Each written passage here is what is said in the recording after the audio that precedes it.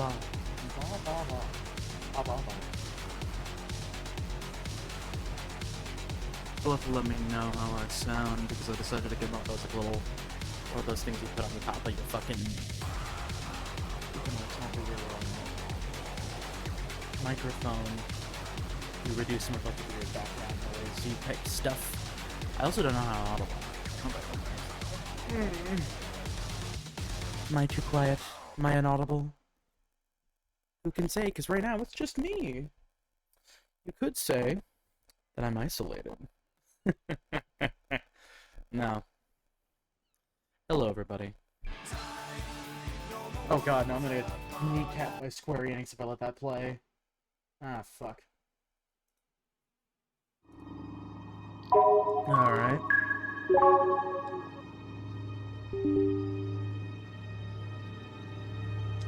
So, yeah.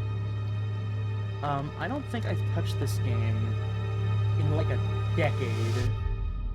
Which is kind of weird to think about. You know, this might come as a bit of a surprise to some of you, but for all of my hemming and hawing about how much I love horror and survival games, or survival horror games and that kind of stuff, not only have I never finished Alien Isolation, I've never watched Alien or Aliens. I watched Prometheus, though. Which was really funny, because I was told, like, at the very end, oh, this is a prequel to Alien! And I'm like, what the fuck is that? I'm like, 14? 12? I don't remember when the fuck I saw Prometheus. All I remember is the big rampaging white guy show up. Jeez. But yeah, right now it's just me, and it might just be me for a little while, but the field of view is 47? What? Okay, for starters, that's not the correct resolution. Let's get that checked out. So here, sorry, I don't like film grain, everybody. I know. I hate to tell you that, but yeah, no, I don't like film grain.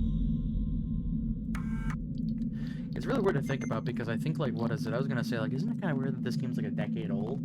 But also, I think the PlayStation 4 is also like a decade old now too. You hate to see it? I don't know.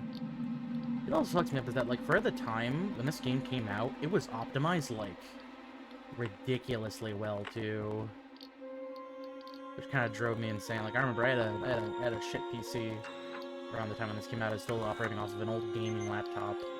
I played it, and it was, like, smooth as fucking butter. Drives me nuts. We'll say, not fond of how aggressive, This is probably intentional, because, you know, it's like, you know, claustrophobia and making sure that your viewpoint's very limited, because, you know, you're trying to hide from a big old monster. Does something else save data? Oh, it does! Oh, no, oh, 2016! Oh. Just under a decade, then. Yeah, no, we're just gonna start over. It's fine. We're gonna go for medium mode.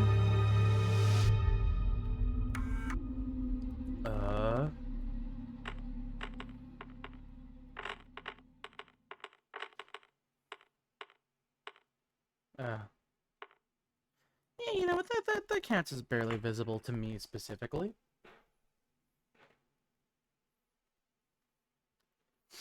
That being said, I'm pretty sure from what I remember, we're not going to be seeing the alien too much this run, at least for right now, because I think it's just going to be a lot of those fucking little random drones that we're fighting. Sega. Hi, Sam. What's up? Hello. Hello. Final report of the commercial starship Nostromo. Third officer reporting. The other members of the crew. Kane. Did you start over? Lambert. Parker. I literally haven't played this game in like Brett. 8 years. I figured I might as well just start from the beginning. And Captain Dallas are dead. They're fucking dead. God, I think... Cargo and ship Wait, destroyed. really? It's... 8 years? What? I should reach the No, I'm frontier in thinking. about 6 Oh, weeks. yeah, I would be like 17 when this came out, With actually. a little Or when I luck, played this, the then, network yeah. will pick me up. You think? Yeah, because it was 2016. This is So I would have Ripley. either been 17 or 18 the last time I touched this. Last survivor Wow. of the Nostromo. Signing off.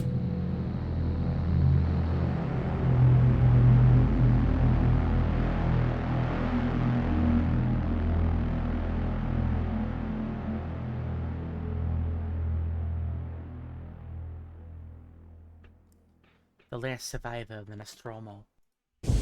Whoa. Ripley, Oh yeah, so we're playing as Ripley's, like, daughter. But yeah, I'm Samuels. this is I work for the canon, I company. think. I don't know. I don't know It's what's about canon your mother. anymore. We I don't know think if you they may know have either. found Amanda. Look, all that matters to me is that there's a weird ass alien has somewhere recovered on what this we fucking believe to ship. be the flight Or we're going to recording that unit ship. of the Nostromo. Where? Weird. Zeta Reticula. I don't know. What did Hey, I Noah. tell you? We don't know. The unit was taken to Sevastopol station. No. You sound very distant and It's fucked up. proprietorial material, so the company wants it to be collected. I sure as hope these soon as aliens possible. don't end up being isolated. There we go. Sevastopol's There you a go. supply depot in the region. How's your day? It's a permanent- I'm pretty alright. I know what it watched is. Dune 1 and 2 and most of Doom 2. Transit's And arranged. I'm There's a eating some courier ship spaghetti. called the Torrens I heading still need to north watch in that 2 second weeks. one. What is it on even? We're going to travel out. We Max. Me. Ah, and gross. I don't have that one. And you? I've come to the realization that when I heard how fucking long that was, I was like, I don't care that much about Dune. Look, I do. I know when you this do. job came across my desk. I read the case history.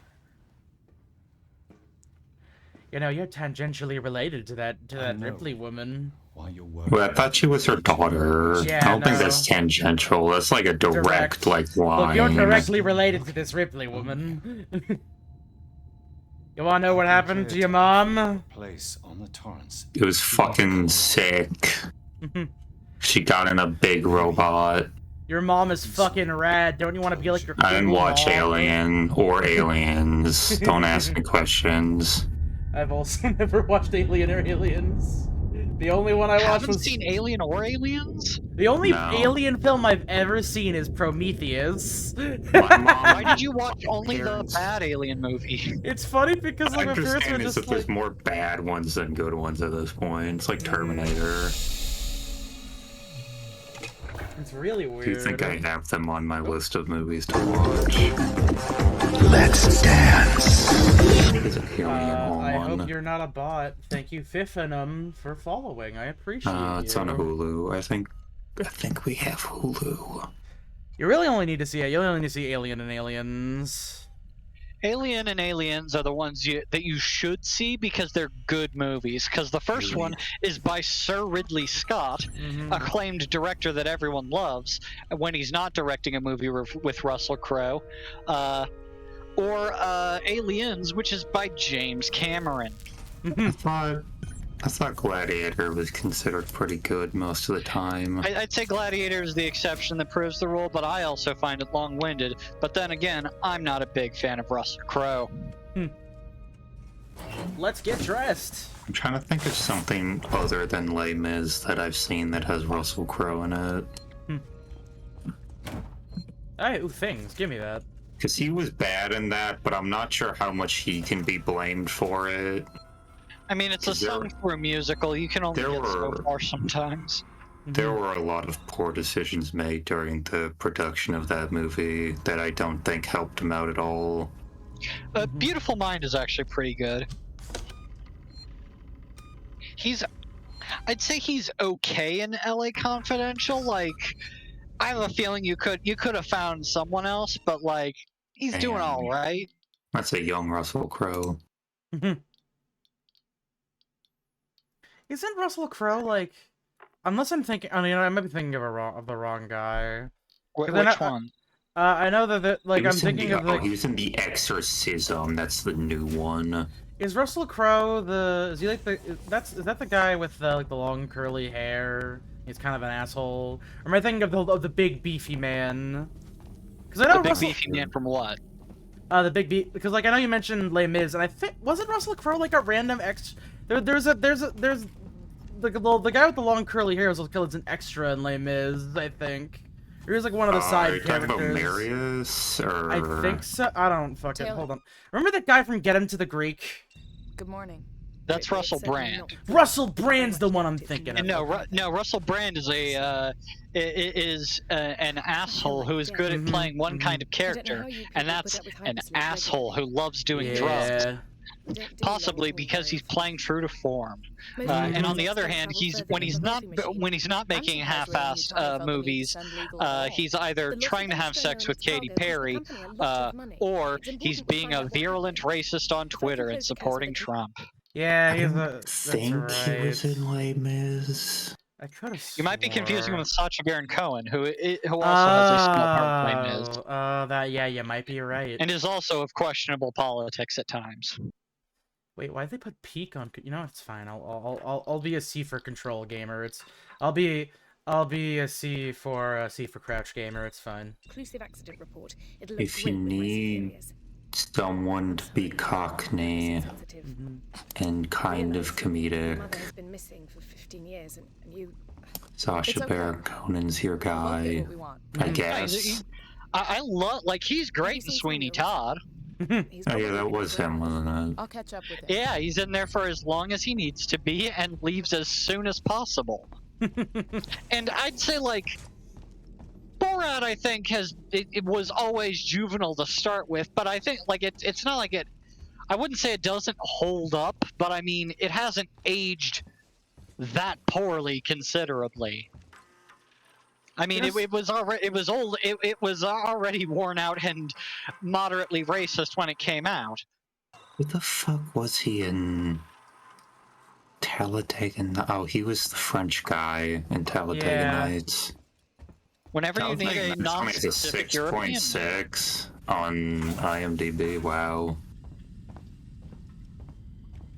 I feel like Talladega Nights is one of those movies that lives or dies by like a couple of bits. It depends on how willing you. There are a couple of really strong scenes in Talladega Nights, and then the rest of it is kind of like whatever. So I guess I get it. Did you wake up early? If you want to see a good version of Les Mis, just watch the '98 version because it's not a musical, and you get Liam Neeson, Jeffrey Rush as Javert, Uma Thurman, Claire Danes, and that's basically all the important people. Damn. You know, while I'm bringing up Russell Brand, speaking of other actors who got assassinated in the public eye for very legitimate and real reasons, that reminded me of T.J. Miller again.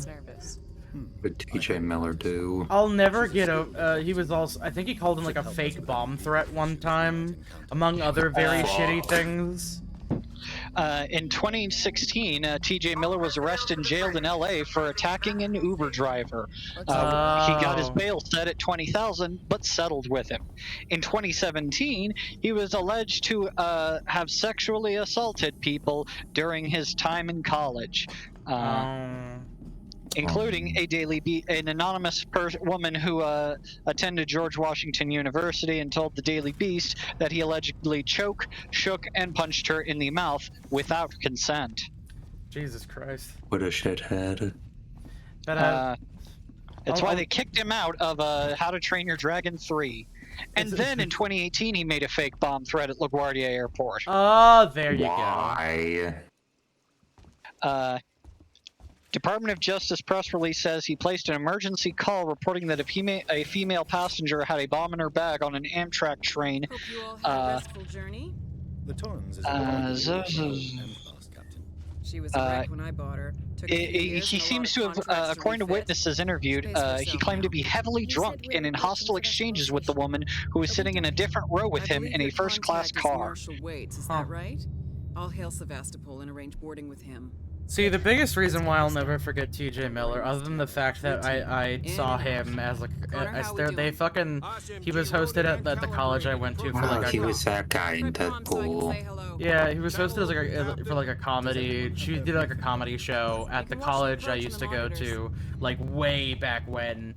And then other than that, it's that fucking scene in the like Transformers or whatever, where fucking what is it? The director just hated working with him so strongly. He killed him so fucking hard in that film for simply because he fucking hated T.J. Miller. I'll never get over that. Speaking of, Wesley Snipes up Can we to. see it? Is he still being a weirdo about taxes? I'm under the impression that Wesley Snipes is no longer in prison. Have you seen the newest Marvel film by Sony? I have not. Is he in? Looks like the dry dock bay is screwed. I can't bring the Torns into that. Yes, he's in there a little bit, yeah. St. Clair registration number MSV 7760 calling Sevastopol traffic control. We're carrying 3 passengers on a what I understand, he also was abusive to a different actor. Unit. We request immediate permission to transfer the passengers portside over. Deadpool and Wolverine he was in? Yeah. Damn. Personal Life. I haven't watched that. Apparently it's good. Yeah, no, it's quite Pretty good. good. I thought it was I thought it was pretty Also, good. apparently, you need to have watched Logan, I was told.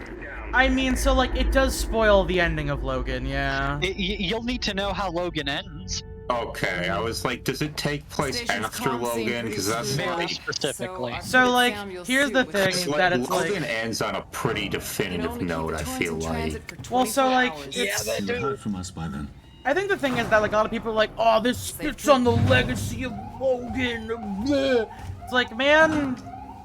It's still there. Honest, they were literally making, like, these same jokes, just slightly weaker in Deadpool 2, also. Wesley Snipes in 2008 was convicted on misdemeanor charges of willful failure to pay his federal income taxes and went to jail for 3 years, but got out in 2013. Depressurizing. Fuck. Hating this. Just shadow me, Taylor. You too, Samuels. Affirmative. He was essentially trying to make sovereign citizen arguments to say, I don't feel like paying my taxes from 1999 to 2004. Yeah, it doesn't work. As it turns out, no, it doesn't. You go to federal prison. Does that ever work for anyone? Because people keep trying that sovereign citizen shit. I'm sure it's worked more than once. I'm not sure it'll work for famous people. Especially famous people that we can very easily prove are American citizens. Some motherfuckers are always trying to pay their taxes uphill. Samuels! Taylor! Respond! Anybody! Oh yeah, they just fucking bite it right away. Yeah, no, just fucking get rid of everybody else. Right out the gate. About that. Me when I'm isolated with the alien. Wesley Snipes has said that he did not try to strangle David Goyer, the director of Blade Trinity, during a altercation with him, and it did not happen. It was made up. Made it up. I'm still trying to find a very... Man. I was fucking... Did you watch that fucking making of RoboCop movie? Oh yeah, I saw the... I mean, documentary where the guy talks about the fucking Oreo story and then everyone else they asked about it's like, what, is he still fucking telling that story he made up? Robo wants an Oreo. Yeah, I'll never get over how he's like, I have no fucking clue. Like, RoboCop is almost like, I have no idea what he's talking about with his fucking Oreos. It seems that around 2004, Christopher Williams, I don't know exactly who this is, but he used to be an ex of Halle Berry, and he said that It seems to be well known, but not like an open secret. Somebody attacked Halle Berry very severely, and she lost hearing in most of her right ear due to a busted eardrum. And he was trying to claim that was Wesley Snipes, but Wesley Snipes says that's not what it was. Huh. The stuff they wrote about me and Halle was totally false. They said something like I bust her eardrum, and I'm tired of it. I never said it before, but I'm so tired of people thinking I'm the guy who did it. Wesley Snipes did it, not me. I mean, shit, I'd feel kind of bad too if people kept insinuating that I destroyed a national treasure's eardrum. Oh, you're getting kind of crackly again. Ah, god damn it! Is the button? Is it the button? The button's fine, but the button's pushed. I wonder, maybe if I, how about now? Do I sound crackly now? Yeah. Okay, so it wasn't the thing I put on my microphone. Let me just press the button on and off. Okay, it does sound like it was Patton Oswalt who said that Wesley Snipes tried to strangle David Goyer, so that he might have just been joking. Alright, so I pressed the button on and off. Did that fix it? Kind of, not really. Ah, fuck. Man. God damn it. Alright. Actually, this isn't gonna do anything. It's just resetting the... I'm not even using the version with the audio driver. How about I just plug the thing in and out really quickly?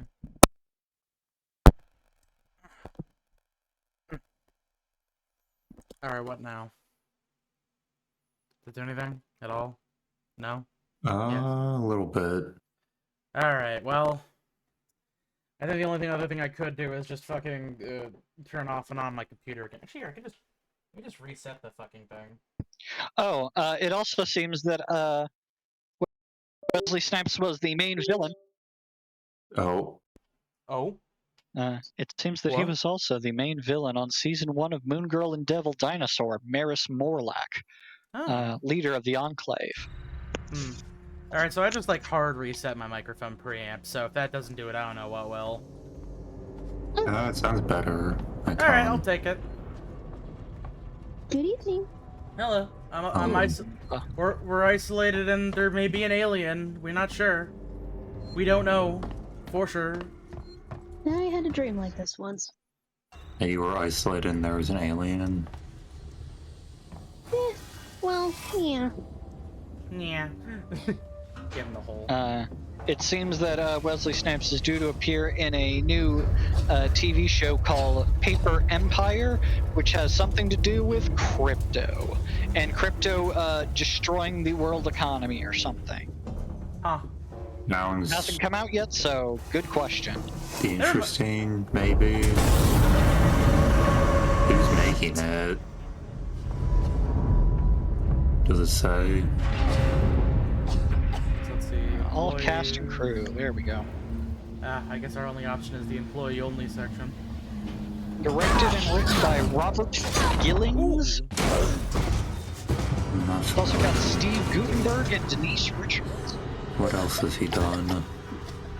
Well, let's find out. This is probably the tutorial for getting yourself healed. Also, damn, she grabbed like a pipe that was emitting steam. That shit probably fucking hurt to hold on to. Like, God. It was like cold steam. This is his first directing credit. He used to be a second unit director on something called The Lurking Fear from last year. Which music he was also a co-writer for. It seems to be about a reality show at a mental institution, but also demons. I've not seen or watched it. I was wondering what the Paper Empire was supposed to be about. Or heard of it. He also worked on a horror film called American Fright Fest, or as it is known internationally, Fright Fest. Oh, that's a good fucking one. Seems to have a moderately similar storyline of, yeah, they're gonna try and do a some kind of a big Halloween thing, and there's an evil asylum, and wouldn't you believe it, demons or something. Demons or something. Yo, you're Demons or never gonna something. guess. Can't you're believe never they got gonna guess demons. how many somethings there There's are. a, there's a lot of shitty horror movies. It's just there's a demon or something. I don't know. It's also got Paper Empire Walls to be starring Richard Grieco, Kelsey Grammer, and Cuba Gooding Jr. I will never, for as long as I live, stop laughing at that scene in Hell House where the demon is like watching a guy as he sleeps, and he like wakes up and goes, "Hey Mike, is that you?" And then the demon just turns around and walks away. Like it just kind of rambles off. It's really fucking funny. It's one of the dumbest. I'll see if I can find it. It's So fucking funny. hilarious. I think I know which scene you're talking about from Hell House LLC, right? Yeah. Fuck yeah. God, it's crazy because this game has some fucking stellar art direction. This is gorgeous. Oh my god. Did someone from the company already try to convert you? What? Did someone from the company come in already in the game? Yeah. Well, what is it? Well, yeah, no. Look, the game had just started.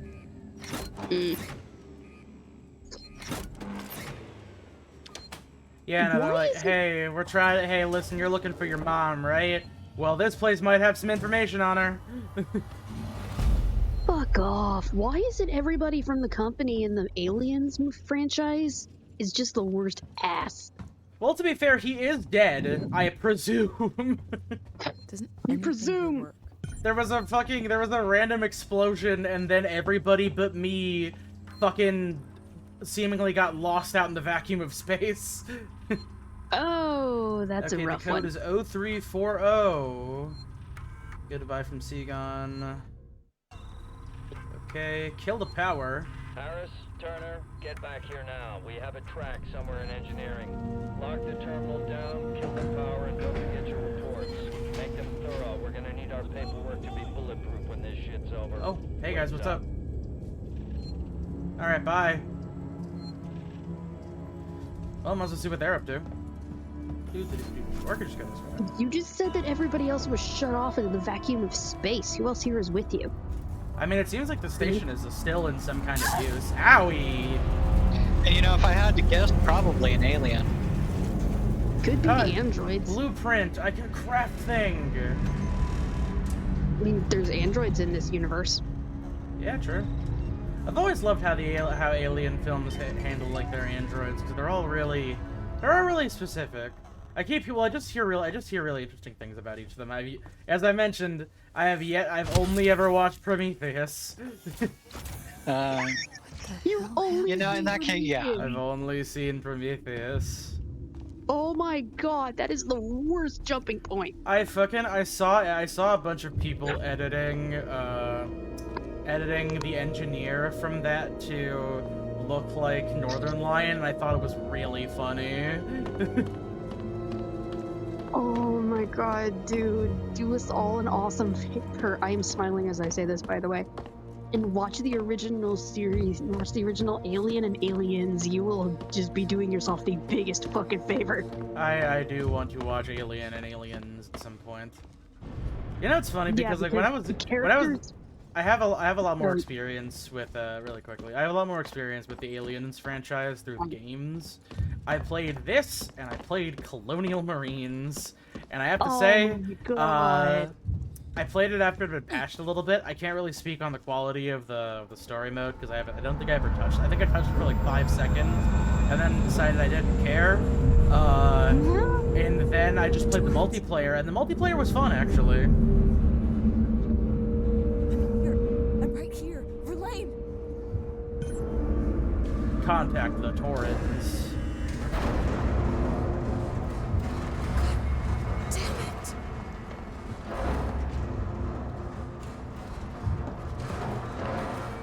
You know, honestly, honestly, games with like hyper amazing, super duper, ultra high quality graphics is nice and all.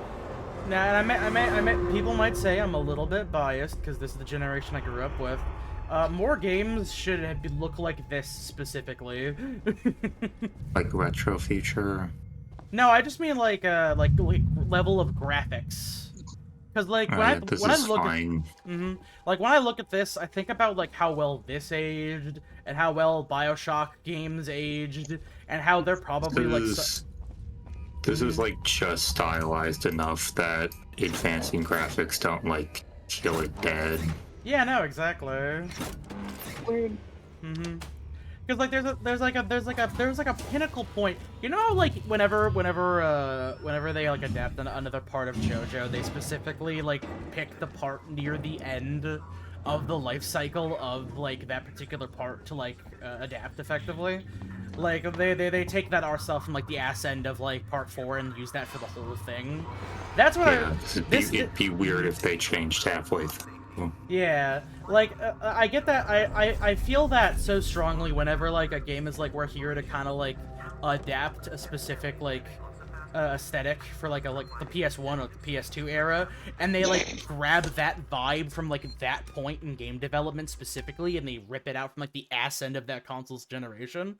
Because like that's like usually when like they think they get it like just right with like a handful of games. And like this feels like on the same level as a lot of like stuff from, because this came out pretty early into the PlayStation 4's like life cycle. Like I think it was pretty much like immediate, I think.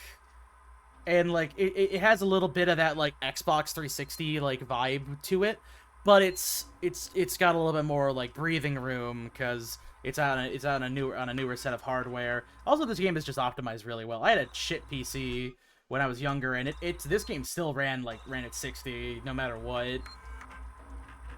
But yeah, no, just like I think I genuinely believe that like we hit the two best art styles you can manage at the end of the PS4 era and at the end of the 360 era specifically. Because the end of the 360 era is fucking Ghost of Tsushima, and that game looks incredible still, obviously. And I don't think there's been that many games that 360. It was out on the PS4. Ghost of Tsushima was out on the PS4. Ruya Jones, today's update. After numerous demands, but I mean, like the end of this game like came out like just a little bit past the 360 era. It probably could have been on there still though. Like I think this came out when games were still being made for the 360. Like when COD games were still coming out. Like when COD games were still coming out there, just because they wanted to make sure, you know. Yeah. Because, like, I'll be real, I honestly think there's games that come out nowadays that are like, oh, this is the biggest graphical leap there's ever been, and I genuinely don't think it's ever looked as good as shit like this. Because,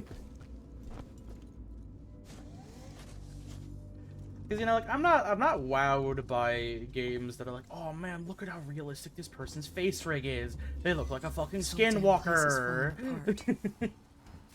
And I'm gonna have to go ahead and agree with you. The point of realism in video gaming has crossed to a point where if it doesn't look realistic, then people won't play it. Or if the graphics don't look up to snuff, then they just won't even give it the second light of day. They won't give anything with an artistic bone, at least attached to it, the second thought. I think what I'm trying to get at is that I think more investment needs to be put into, like, stylization, like what Sim said before.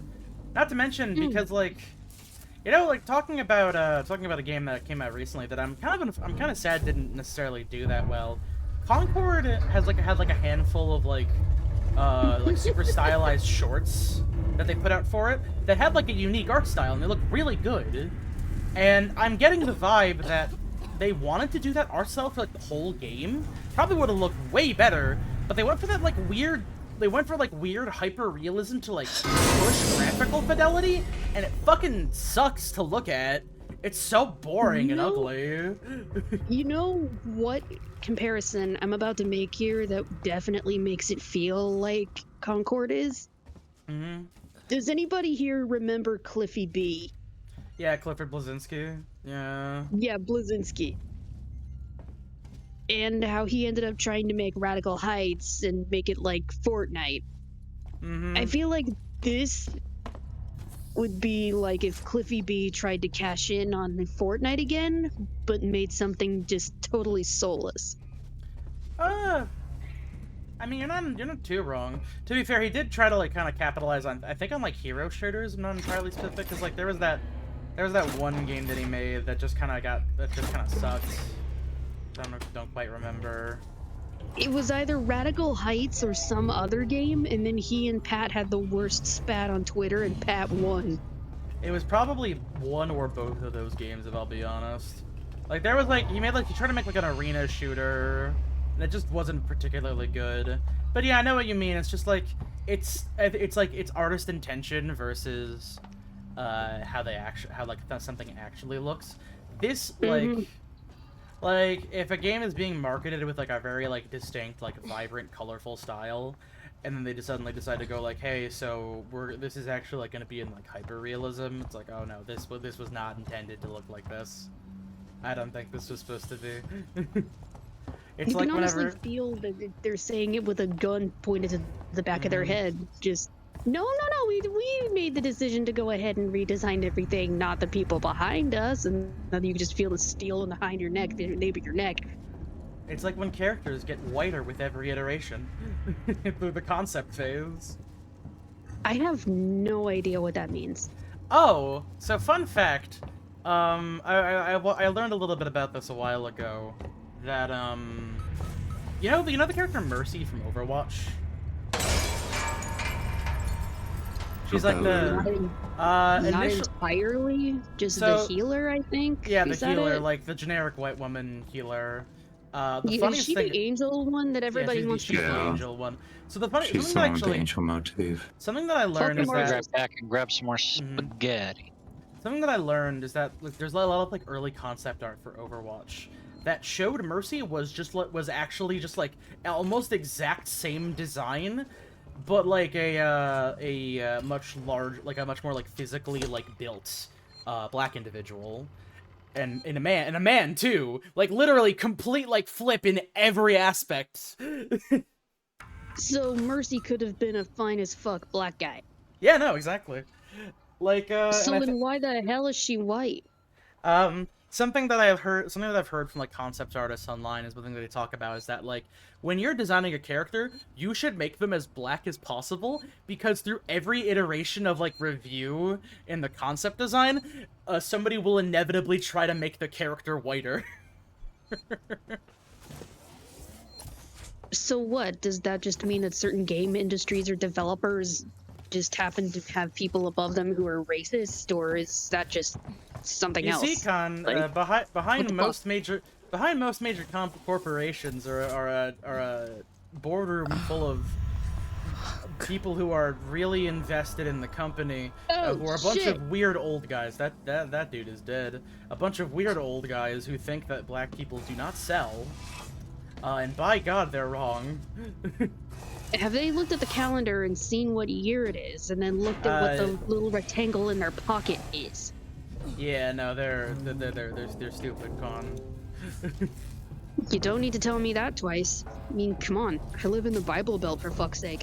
Ooh, baby. Also, I think I've been guilty of saying this before. I want to say this out right now. I did not know.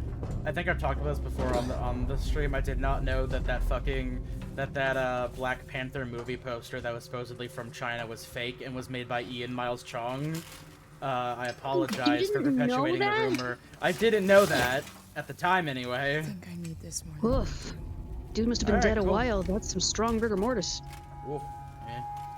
Maintenance jack. There's our bolt cutter. Oh yeah, that's right. You have to fucking they make you work through like every interaction you do. I really love that aspect of this game. Actually makes it better whenever you finally get through with those areas. It's that sense of completion. Honestly, that reminds me a bit of one of the biggest things about why I liked Amnesia: The Bunker, because that game feels like a real. That game actually does feel like a real, I guess you could say, successor to Alien Isolation. It's got a very similar aesthetic, if not a similar aesthetic and gameplay motif, if not for the lack of an interesting enemy design. I hate to say it, but the creature in that game isn't quite as exciting to look at as an H.R. Giger penis monster. If you can't even tell me your name. Whatever happened to finishing up the rest of Ad Infinitum? I just want to know about your boss. Oh yeah! I forgot about that game. How do you forget? I'm gonna Con, my memory is dog shit. I'm not even gonna come up with like a clever comparison point. My fucking memory just sucks ass. It's not good. Hate to break it to you, but mine is a fucking brain-locked sponge. I will remember some things and recall it back later under the best and worst of circumstances.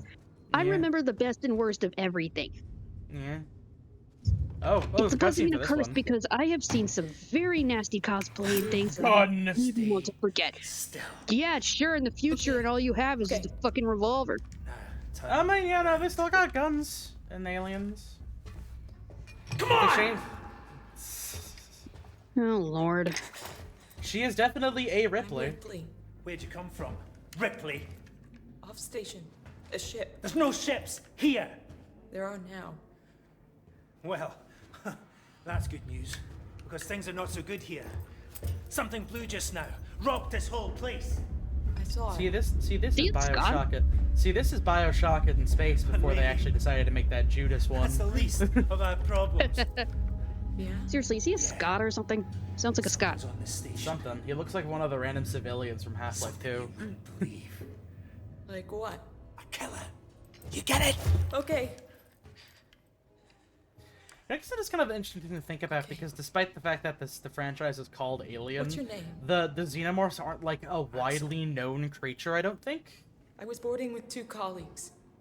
EVA. We got separated by the blast. Can you help me find them? Why? Because you seem to know your way around. I mean, why? Can you help What's in me it for find... me? Damn, okay, Place on dude. the ship. Just right out with it. I know I can trust you. I need to find comms.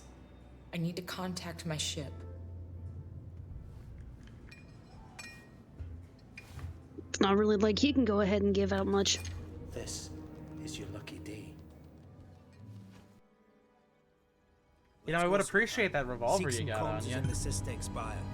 Yeah, but that's his insurance. He's gonna need that. You've got your insurance, he's got his. Get into all sorts of trouble there, okay? Oh yeah, that's right. This was during the lens flare era.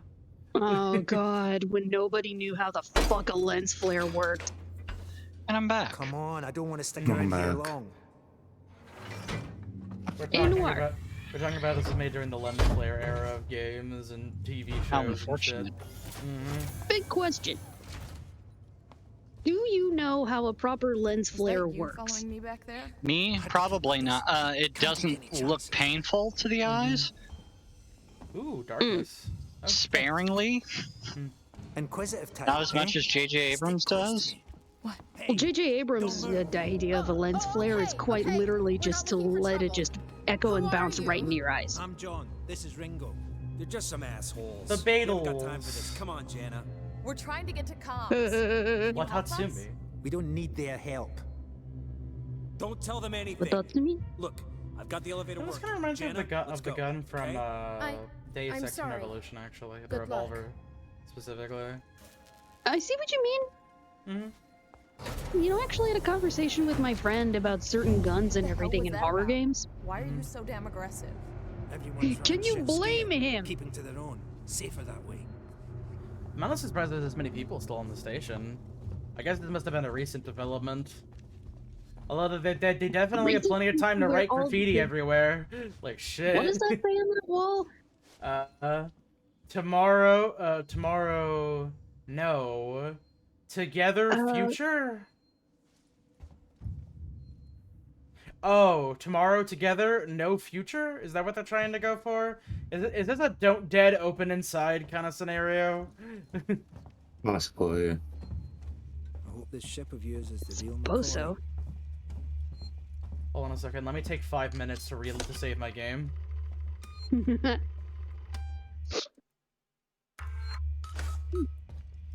Hold up. Let me get the elevator. Okay. Hold up. Allow me. Place is old. Needs a special touch. Honestly, I love the idea of old or super new tech Well, still what are you having waiting for? old touches like it's Hit the from the button. 80s. Like with key cards and the button presses Yeah, I and mean, like, everything. look at this. There's just a bunch of wacky fucking buttons. And they know what they do. I know. It just feels so cool. It doesn't feel soulless and super clean. It feels like it's actually got personality. Yeah. When we get to the ship, This reminds me, I want to play that Dead Space remake again. It's been a minute. Yeah, when we get to my ship. Sorry, I love horror in space. I've always been really fond of horror. And, well, obviously, I've been really fond of space. I really like fond space. of horror in space. Hasn't seen Alien. True. I know it's funny, right? But yeah, no, like I really like space games. The only problem is there aren't that many good like space games that kind of scratch the itch that I've always wanted. Namely, and yet you play Colonial Marines. Yeah, no, that was yeah. I mean, like, I guess that kind of did it for me because it's like, I mean, like, I tried No Man's Sky, but that I hate to say it, as much as I think horror in space. Never saw Aliens. Oh. It's just this funny dichotomy. Get down. This is bullshit, man. You should be looking for a way off. Are you crazy? But yeah, no, honestly, I like space games, and At least we're unfortunately, safe down here. For how long? as much as I think it's a very nifty game, No Man's Sky never really cut it for me. Now shut up. You're making me I don't blame you. I'm glad that game got fixed up and it's good to go, and I do really want to like lock in and try playing it, but like I don't know what it is about those games. It just never really like.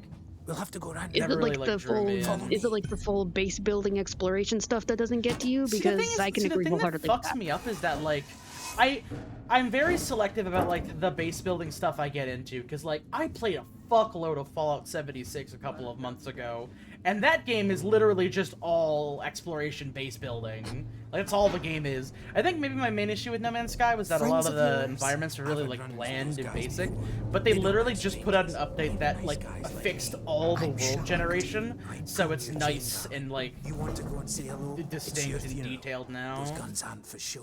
Someone So I should kind of want be to give it a doing try. something. They also did like their own like cosmic horror update at some point. You can get living ships now. But yeah, no, it's like Everyone's turning on each other. But yeah, no, I guess the only ones that really did it for me was like this, Dead Space, and I guess technically Mass Effect. I guess the commonality between all of those is that you're doing some kind of like action-y stuff. What can I say? My butler's on Slash dealing with crazy eldritch horrors that could possibly unlive you in space. See what? Look, we're not on TikTok. You can say been hunkered kill it. down here It's for a week fine. now, waiting for a ship. I don't know why I said unalive for a few seconds there. That's just me being me. Yeah, no, I think it's man. I really hate how like how that's been going. Why do people have to? Why can't people say kill? Like what? Because there's a new seasons don't fear the Reaper. Because there's a new policy on YouTube where you can't say kill and you can't say suicide, so you have to say unalive. And it's just kind of spread. I know. It really annoys me. It's like why? Like just be careful not to this flash is just it a around. part of life. You don't People wanna get have to caught. fucking. Let's go. People have to deal with that kind of shit. You know how fucking devious it is to have to say sewer slide instead of suicide. Well, they have to say unalive. This way. No, yeah, I don't like that either. Not Sewer much slide's better, a isn't different one that I saw. Yeah, no. What now? I'll watch the vent. I mean, that or it's commit Sudoku. I marked it so I wouldn't forget it. I think the most creative way I heard somebody refer to it was go into the darkness. They fell asleep and then they never woke back up. Be very careful. But back to what I was saying beforehand, though. Hold on. I'm coming. At least in terms of games involving space and action-y stuff, we can all agree that Callisto Protocol did not hit the nail on the head. Yeah, no, that didn't fucking do it for me. That game fucking I don't think sucked. they did it for anybody. Although I hate to admit it, It's dark. the one thing I really liked, one thing I really thought was cool was the modular like gun system, where like you had like a base for a gun, and then you had to like attach you could like attach different variations of it. Like if you wanted to, if you have the trigger for it, you could switch your SMG into like an assault rifle or like some shenanigans like that, or like turn your pistol into a revolver, depending on like what gun base you have. I was actually planning on doing a system like that for the thing that I was writing up recently, where like the main character has a multi-tool, and you can like use you have different tools that you can equip by changing the nozzle on it effectively. Modular weaponry. Yeah, modular Definitely weaponry is sounds- so cool to me. Definitely sounds cool. How do you feel about that game that's coming out called Routine, where you're just stuck on a spaceship and it looks like there's aliens or something in there? Oh, I haven't heard of Routine. Something's going down. Can you show Are you sure? Something going Yeah, no, down. never heard of that before. Come on. We don't want to piss him off. Give me like 5 seconds and I can easily pull up the trailer for that. Cause like shit, if that's a thing, I'm keeping my fucking eye on that shit. That reminds me. Oh, there's a game- I also do know that you have a Tacoma in your library somewhere. Oh, is Tacoma? And it is a decent mystery in space. I wouldn't say it's very action-packed, but it does. I'd say it held my attention pretty well. That's fair. Oh, I've been meaning to give Tacoma a look because I've always thought the aesthetic is pretty cool. It's also a moderately short game. It's like a 1 or 2 session kind of game, especially if you have any general idea about where you're going. Someone else has been here. Everyone I think it's really funny because like whenever I think about how I'm when I talk about like, oh man, I love space stuff, it's so cool, and then it reminds me of like Markiplier and his whole thing with space. But for me, it's like I wish there was more. I want a game where there's creatures in space and I'm gonna kill them. I want to get their ass. Wait, really? 2022? Wow.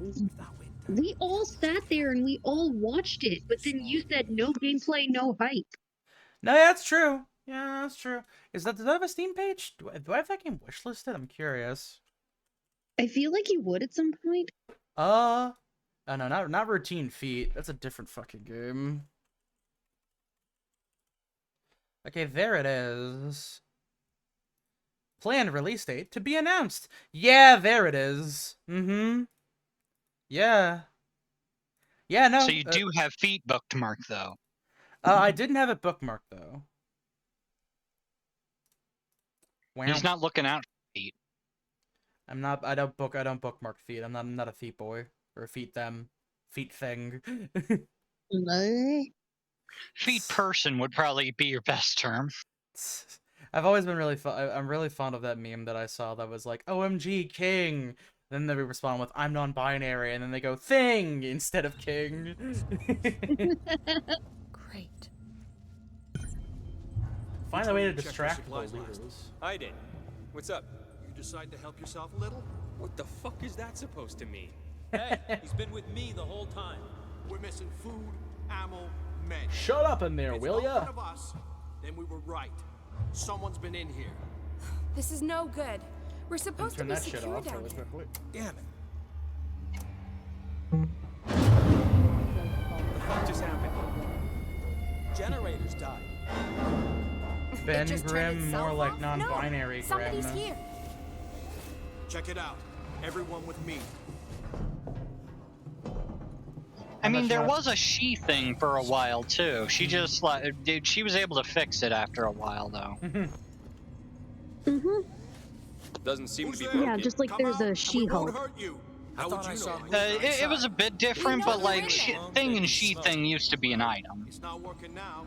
Maybe the safety got tripped. Then the thing somehow managed to get his face fucked up and started wearing a big metal helmet because he was very sad about how bad he looked. Which seems a bit on the nose considering he's always upset about how he looks. That. Well, yeah. Much further. Nearly. Transit's just up ahead. Let's just hope your ship's still there. Sevastopol, not quite what you're expecting, eh? No. It's powered down. The assholes have cut us off. Oh, Got shit. it. We need to activate both consoles at the same time to open it. I'll do this one. You go to the one on the other side. Okay. Okay, how do I do that? Where do I Easy. go? Find the nodes and then you both press them at the same time. Oh, I see. The other side's where we You can. gotta turn both keys. Oh, you know what this means? They're gonna intentionally separate us so something can happen to the other guy. Ready. On Pretty much, three. yeah. 1, 2, 3. Oh, E. 3. Oh, very no!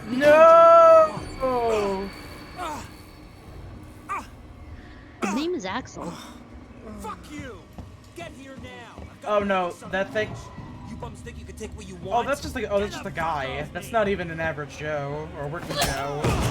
Melee! Get his ass! Oh! Fuck. Let's go. The others are on their way. Let's go. We need to go! Now! Hey, you Oh! Move it! Follow Axel and get the hell out of Dodge. They killed him. Correction, he killed him. I stood there. Oh, I hit him with a wrench. You I guess it was kind of a guy 1-2 combo. Because he was going to kill me, you saved my life. This is about survival. Do you understand? Hear something. Oh no, not the goo. I hear something. You mean the acid spit? What have I got on me? Oh, is that the alien? Oh, is that the alien? Oh no, never mind, there we go. Yes! With the prehensile fucktail, let's go, baby. Oh, you know, that's what I should have used as the basis for my fucking Ifrit design. Because I went for like the fucking Gundramon thing from Digimon for my fucking for Ifrit in D&D. If you think of it like how I like the more emaciated versions of Ifrit they got in certain Final Fantasy games.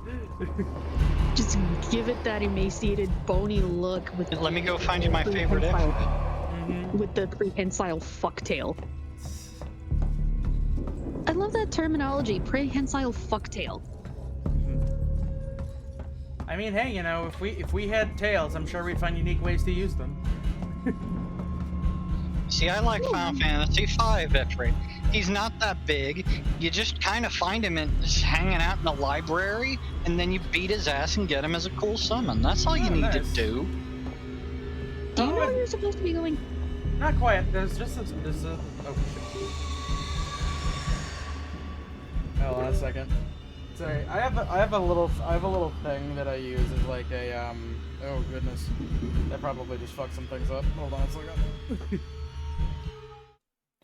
I have a little teeny tiny itty bitty ottoman that I use as a footstool, and sometimes I accidentally kick it into my into my fucking power. My fucking what's the word? Power splitter. And then sometimes it causes protector. Yeah, into my surge protector, and sometimes it causes everything but my PC to turn off for a brief moment.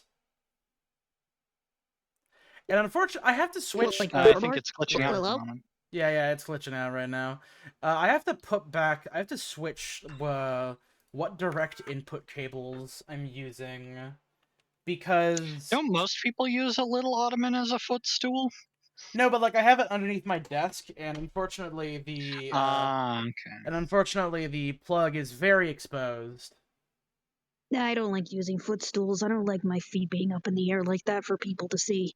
I like being able to move my feet around. So I like having a little ottoman around. It helps. Why would you have people looking at your feet at home? Chair. Okay, so like this thing isn't accessible. This hallway is the only thing that's available to me. Gotta be a perhaps there is a thing that I can break down, or what the fuck were we talking about before that happened? Oh shit. Oh yeah, the prehensile tails. We find unique ways to use them. Oh no, yeah, but like oh, the Ifrit's bit, yeah. I like. So, like, one of my first main exposures to Ifrit, for me anyways, is 14 Ifrit, specifically. And to save you guys the trouble, yeah, this is more what I mean, because, like, it's like a weird, emaciated lizard monster, mainly. It looks like Ridley. Yeah, a little bit. I see what you mean. And then I think it's funny because, what is it? The director for 16 decided to make, like, Ifrit one of the main focuses because Ifrit's always been kind of a jobber in a lot of the other Final Fantasy games. So, the main character can turn into Ifrit, and which means you get this version of him, where he's a big, chunky boy. The Chunko. He looks like a Dark Souls boss now. But he's also a big... I like the concept art for quite a bit more, personally. Like, look at that fucking thing. Yeah, it's pretty sick, I won't lie. Yeah, that does look cool. Are there any other Ifrits that kind of look like that? Yeah, no, for the most part, they kind of just go for, like, big dude. Okay, well, there's one where he's kind of like a... There's one where he's like a weird, like, goblin man-beast type beat. Oh, yeah, that's FF8 Ifrit. The one that I grew up. He's also really reliable because he's basically like the first... He's like one of the first summons you get after the very unique Quetzalcoatl in Shiva, who's just kind of lying around.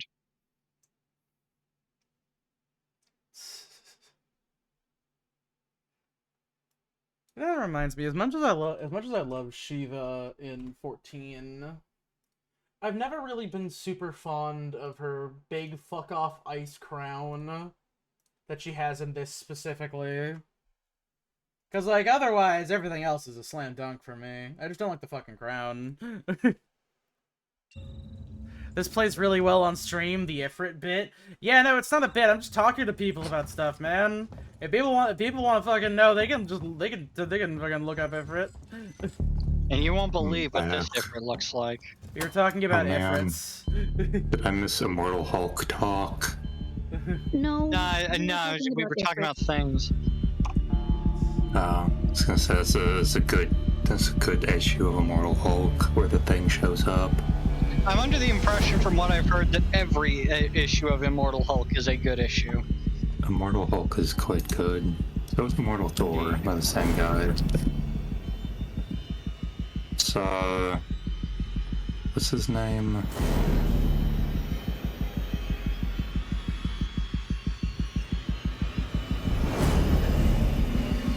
Al Ewing.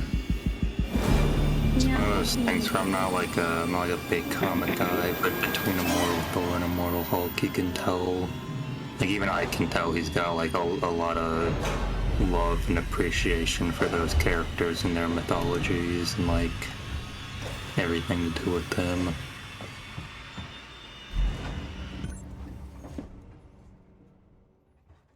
Get to Lorenz Systech Spire.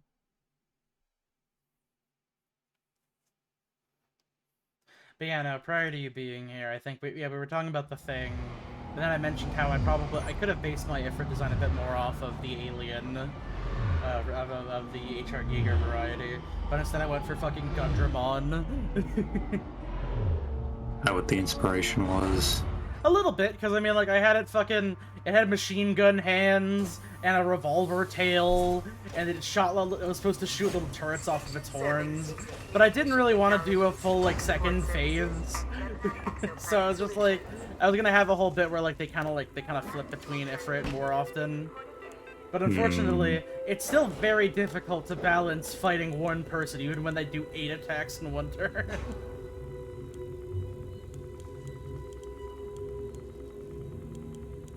Dark Ifrit from... Oh no, he's hot. I'm out of power. I don't really need the speaker system now, do I? That should be fine. Okay, well something's on. Okay. Let's see, so Workplace Solutions... I'm trying to get to the Spire. I guess let's go to the lobby for now. Let's all go to the lobby. Let's all go to the lobby. Oh, I remember this bitch. Yeah, this is the place. I think this is the first place where the alien decides to fucking get you. This place fucking sucked.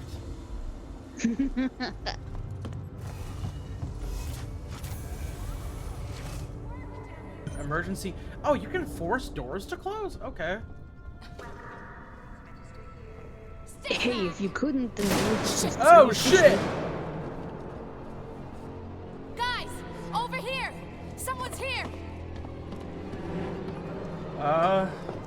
Me when I get you? Something like that. I mean, like, shit, you know, I Hey, guess but I'd be... Ripley is never the bad guy, okay? Mm-hmm. I mean, that's just one of Nox's great decalogue. We all know that. That was the one they added on late. That's the one they added on later on. That's the one they added later on. Bleh. Yeah, the let's see, Ripley is so- never the bad guy, and anybody from the company is a backstabbing schmuck. I probably shouldn't have the unstable system on. That doesn't seem very stable. Let's get on air purification. There we go. That should be useful. Oh, look at how stable! Look at how stable the air is now. Look at how pure the air Lord, is. that's a lot of steam. Steam from the steamed clams we've been having. Steamed clams. Alright, what's this rewire Oh man, system? you know what's actually bumming me out right now? Whoa. Or at least what bummed me out a couple hours ago? My parents. And they're ended up actually taking- real. What? I'm sorry, go ahead. No, my parents took me over with them to Chili's to get dinner, which was a total surprise. But my antibiotic I've been taking since yesterday has been making me feel queasy. It's been messing up my stomach, so I couldn't really eat much. If you're taking antibiotics, it is best to take them after you eat food.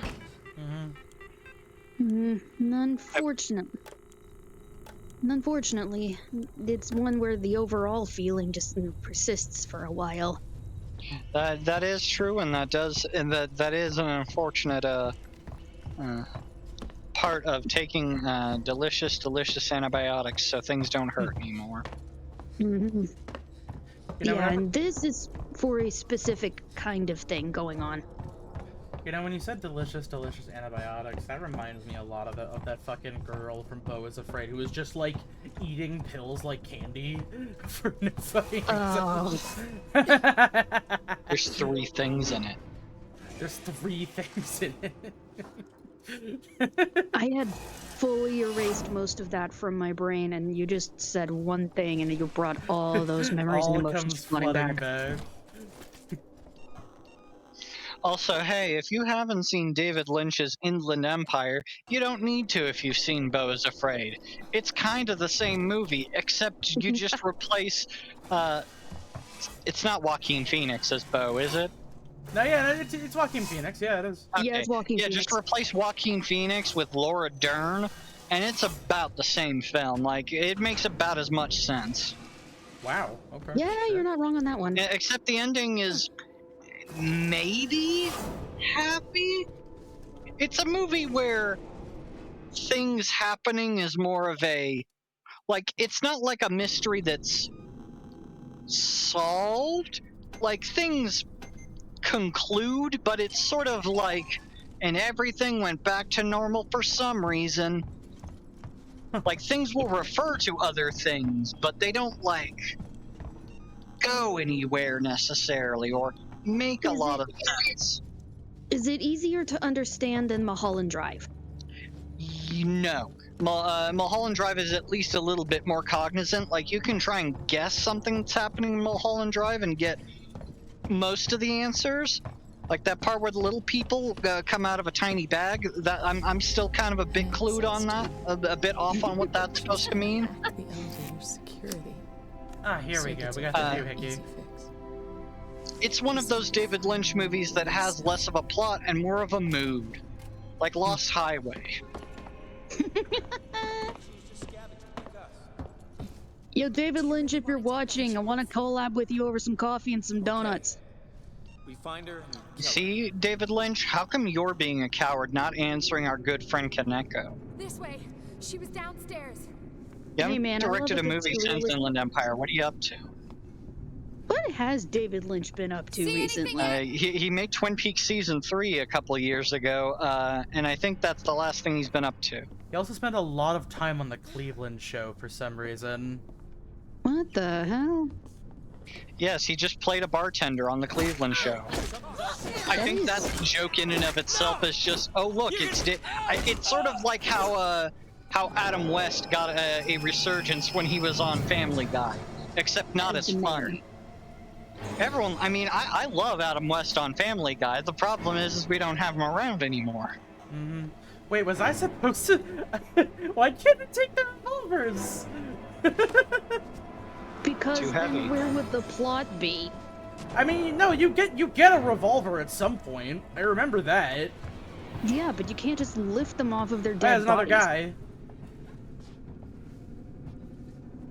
Yeah, sorry, I got your mans. I'm gonna get you too. Me when I fucking get you. Me when I get you. There we go. Give me your thing. I've also found about the same time that he was working on season 3 of Twin Peaks, he made a short film called What Did Jack Do?, in which he plays a detective interrogating a monkey who maybe committed a murder. It's on Netflix, and it's 17 minutes long. Quick understanding. LaRouche, I killed those guys because because I think they were going to try and kill me mainly. You know, here, do you want in? I can open up the screaming chamber a little bit. Here you go. Just David Lynch making a movie about a monkey possibly being a murderer is the most David Lynchian thing I've ever heard. A monkey? He's got a gun! Who taught the monkey how to shoot a gun? Now you want to watch on Twitch? Okay, sure.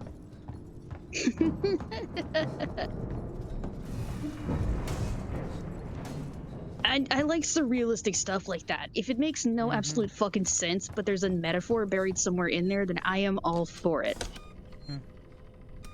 Apparently in 2022 they did a documentary about how much David Lynch loves The Wizard of Oz. I guess. Oh, hey, there we go, a gun! There you go. This is apparently based on his quote when he says, "There is not a day that goes by that I don't think about The Wizard of Oz," which sounds about right for him. Yeah, that makes sense. It totally does. Now, is he talking about the film or the book series? It seems particularly the film itself, like specifically the Victor Fleming 1939 classic film with Judy Garland. I see. Did I go in there? I don't think I've gone in this hole yet. They also talked to John Waters. How do you guys feel about surrealistic horror anyway?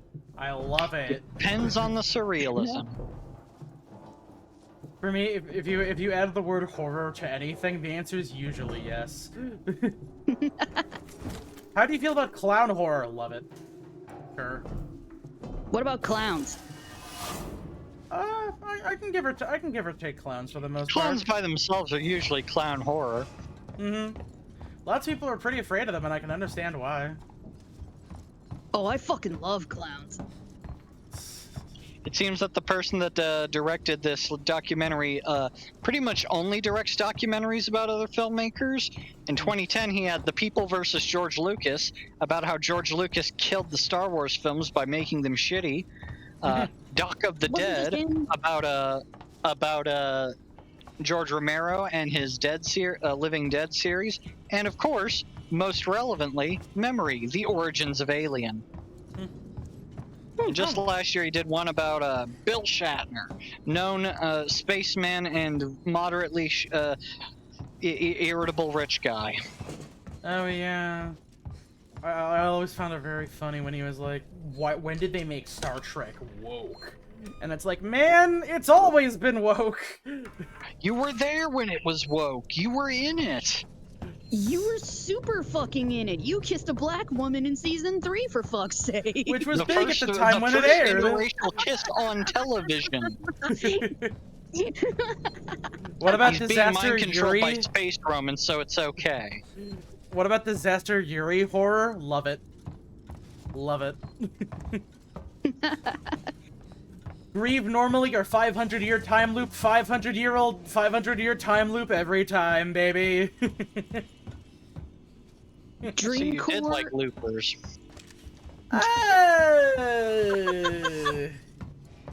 It's a bit light on the horror. You see, that's the problem. Loopers didn't have enough It horror. wasn't very scary. It was just kind of them, like, hanging out. Anything dreamcore that fucks with your reality upends you. Like, take Inception, but tweak it to the nth degree where you're trapped in someone else's dreams.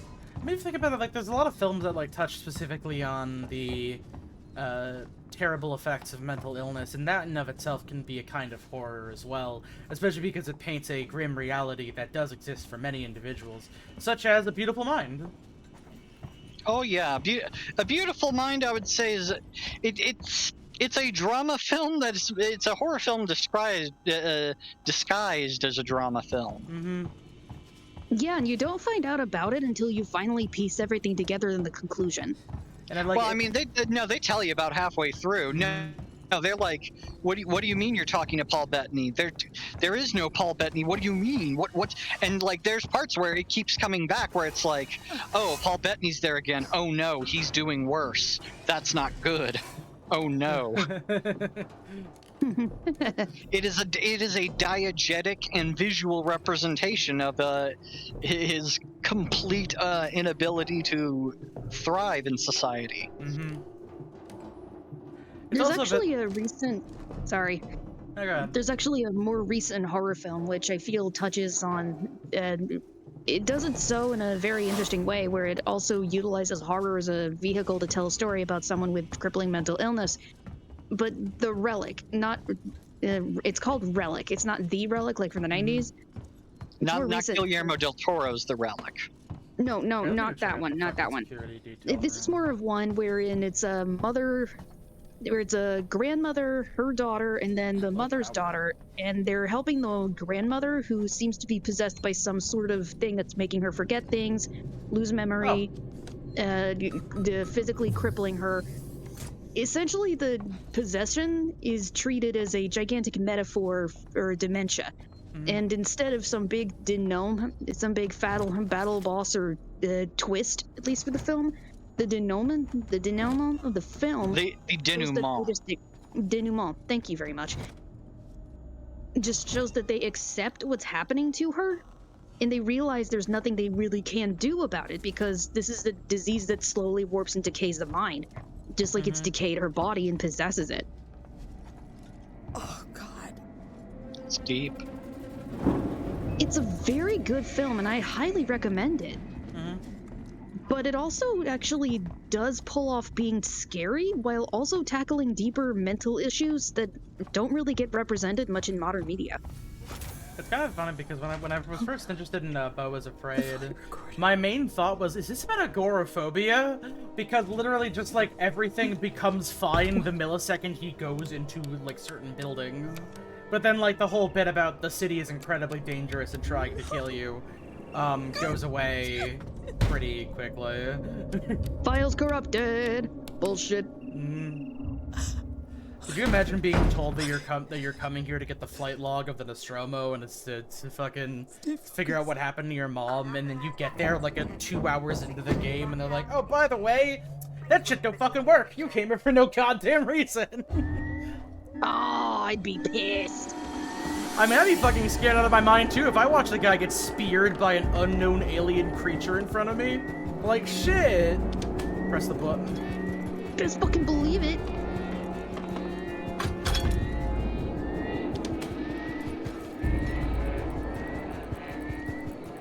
But I guess also specifically, Beau was about, narcissistic personality disorder, which is also a form of mental illness. So, you know, potato, potato. You say tomato, I say bourbon and Coke. Sure. I say let's call the whole thing off. I'm thinking what we're thinking is thinking. I'm just glad that they're out there and that we're out here, and I just remember that I'm the caveman. Boy, am I glad that we're in there.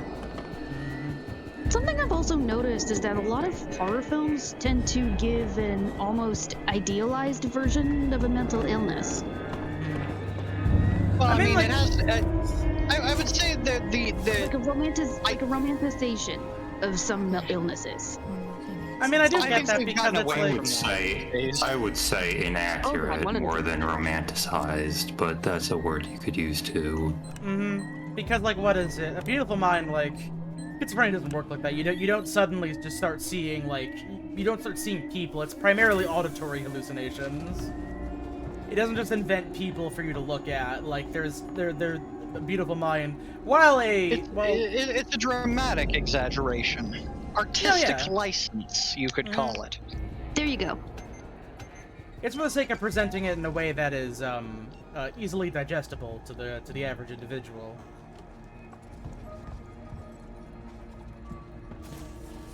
It also just gives off this negative portrayal vibe to me, like how some video games will also just give inaccurate or very poor portrayals in horror games.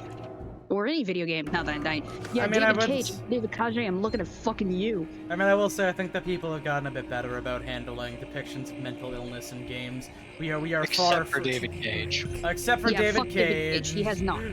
He has not changed at all with that. We're far but from luckily he hasn't made games in a while. We're far from The Suffering, which is, while very pulpy and definitely not intended to be realistic, definitely has a bunch of goobers who are just like, oh, look at all these evil serial killers. Oh, they're so crazy. Wow.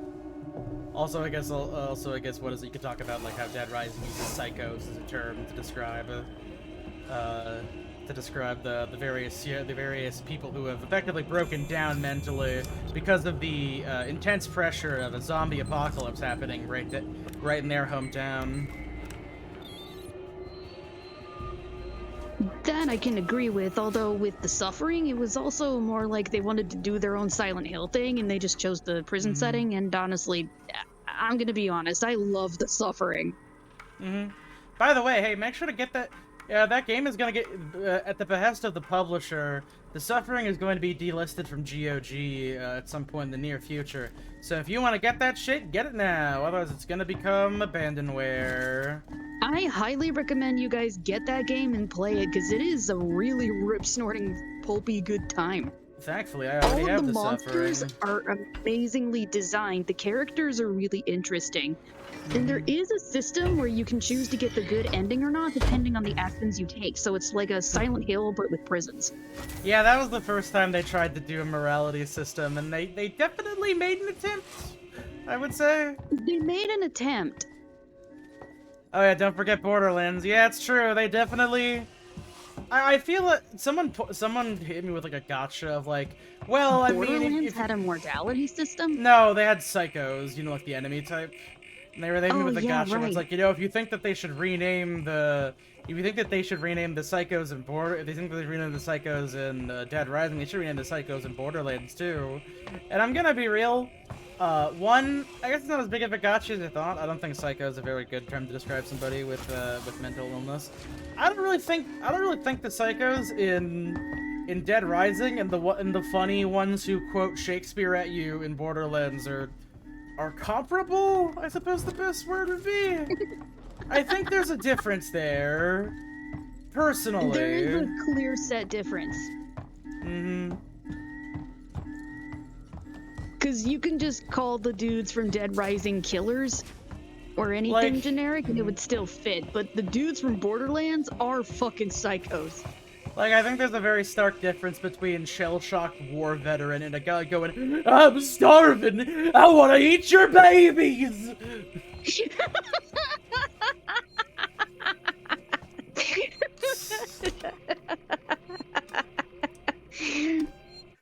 Oh my god. Yeah, I also think if you're talking about any representation like that in Borderlands, the question stops there, because Borderlands... You saying Borderlands isn't painting a great picture of all the people involved? Yeah, no, like, just flat out, I mean, like, yeah, no, generally speaking, I think Borderlands is trying to show you, oh, no, Pandora's fucking awful. This place sucks. You see, it's one of those places where you don't want to wake up and everything is fucked and everybody sucks. You don't really need to justify ripping someone's head off. I have an ID tag now. Surely this will assist me in some capacity. Let's go. I mean, minor tangent, I actually love Borderlands 2, and I love the humor in Borderlands 2, as well as Handsome Jack and the characters that reside in it. Borderlands humor, at least the first and second ones, are a little bit dated, but, you know, I think that the games themselves do hold up a little bit. Also, I think the characterization of Handsome Jack is pretty fun. That also being said, I don't think they're games that should really make use of good representation when it comes to mental health. They should be a good game when it comes to representation of gay people, though. Love him or hate him, Randy Pitchford was ahead of the curve by having a couple canonical gay guys in there. Who was gay in Borderlands? Sir Hammerlock. He's canonically gay. Is he In the dude with addition, the mustache who speaks in the British accent? Yep. In addition, I believe Athena and the Australian mechanic from the pre-sequel are also lesbians. I've never played the pre-sequel. Yeah, it's fair. I saw Tales of Borderlands, but I've never seen the pre-sequel. Yeah, you don't need to. It's okay. Pre-sequel isn't particularly... Pre-sequel isn't... The first half of that game isn't very good because... Small problem with another unsavory descriptor of an enemy. To be fair, they did change that. They did change them to midges instead of the other thing. Midges? Midge is a type of small, irritating fly. Yeah, as opposed like a to the midge other fly. word. The other word that they used for the very small psychos. What, you mean? That word is not the word that is a slur against little people. That word. Oh, it's a slur now? Yeah, you that mean I is- can't say it anymore? it has been for many. It has been for many years and has not been a couth thing to say to people since like the 90s. It has not been a socially acceptable thing to say for a hot minute now. I believe the preferred term is either little people, or if they are very specific about it, dwarves. But I mean, Do you like, know where you're supposed to go? Because you've I been running around. I don't know where the fuck I'm supposed to go. Okay, there we go. Hack the Okay, elevator. maybe follow the fucking map. I don't know why, Hack the but I elevator. remember Hack the planet. I remember freeballing my way through most of this game when I played it a while ago. Oh, there we go. Yeah, I don't think you can freeball it anymore, bud. Look at that fucking keyboard. That's funny. Oh, Wait, there he is. Wait. Hey, buddy. You don't know if it's a he, it could be an it could be a she. Thing! I mean, they're usually very male-coded, unless it's a queen. No, And they do seem to reproduce, like, Fuck off, Dale.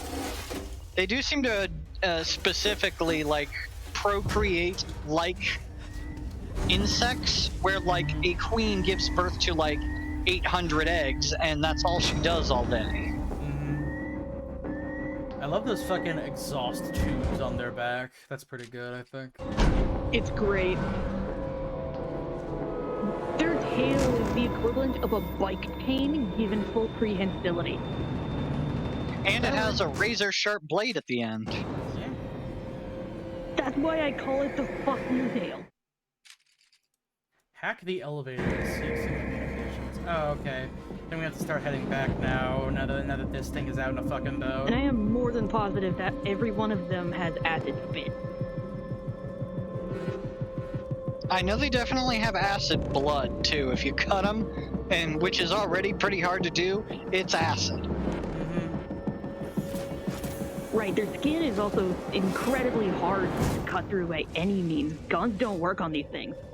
Well, I mean, until, they get to Colonial Marines, and then, you just If get the you've fucking... got big enough guns, like a regular, Yeah. rifle's not gonna do shit. If you get like those fucking Yeah, that's Marine why assault Ripley- rifles, that shit rips through them like butter.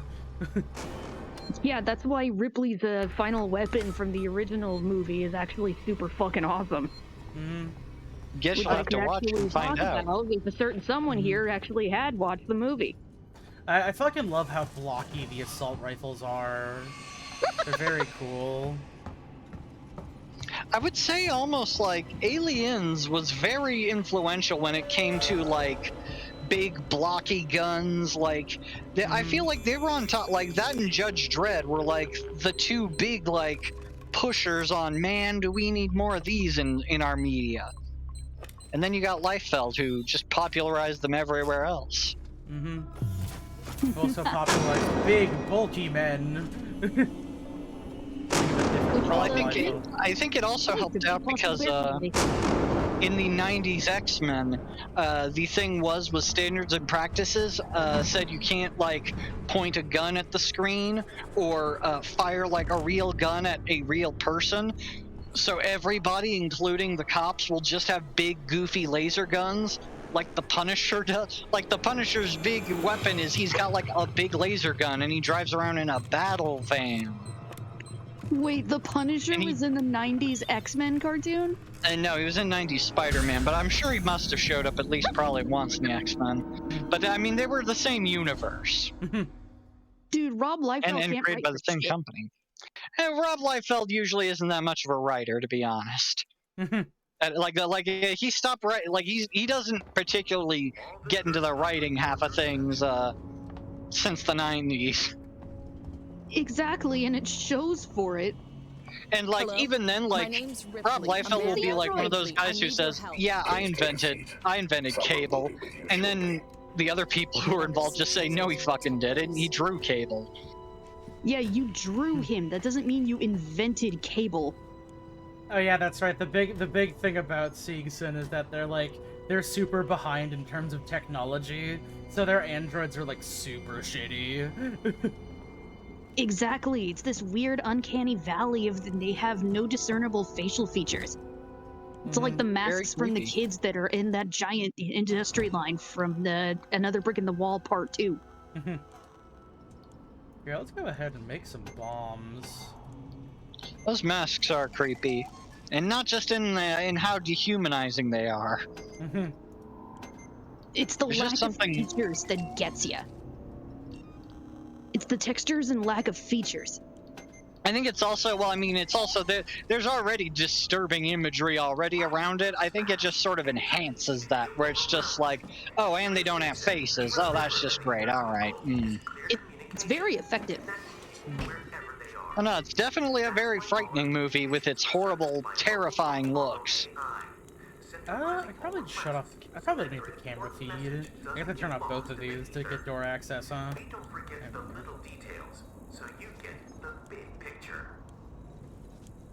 Hey, sorry, man. I opened up the door. I hope you don't mind that too terribly much.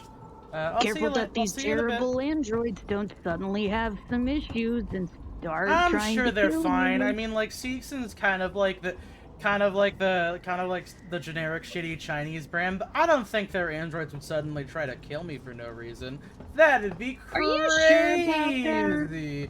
Yeah, there's no way they do that. Okay then, if you say so. It's not like they gave me a gun that definitely wouldn't work on the alien.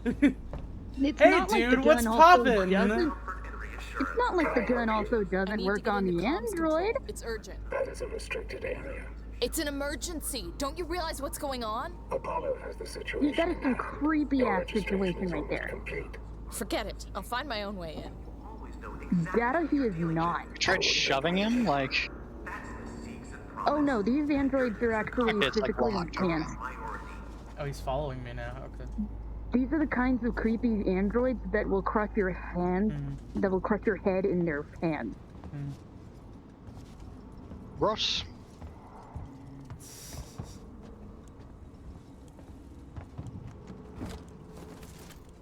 Alright, we got some more goop. Can I craft anything? I can make a smoke bomb. We gotta keep these. Oh, one of each craftable item. I do love that whenever you do that, it just shows the blueprints of it as it fully creates. That's cool. I like that. Lighting and air purification. I don't think I need the speaker. I don't think I need. Actually, no, hold on a second. There's other stuff I can actually interact with. Hold on a second. The relay access. Change tab. There we go. I don't think I need these for anything in specific, because this just turns on the speaker system or not.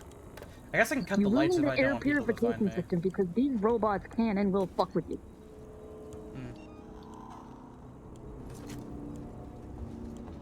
Motion Some tracker. kind of tracker. There we go. It's been modified. Shit's modified. And now it tracks motion. Oh, hey, dude, what's up? Is there a problem? No, no problem.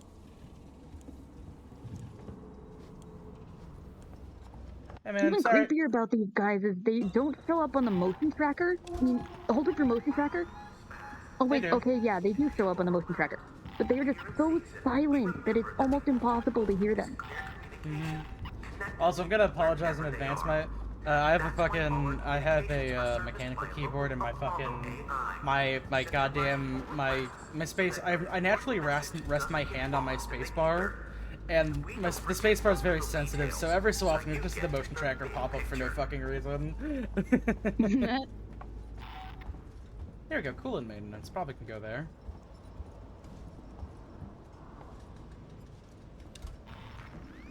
Oh yeah, that's right. This also gives you like a general idea of where you can go. I think, or that are just. I think.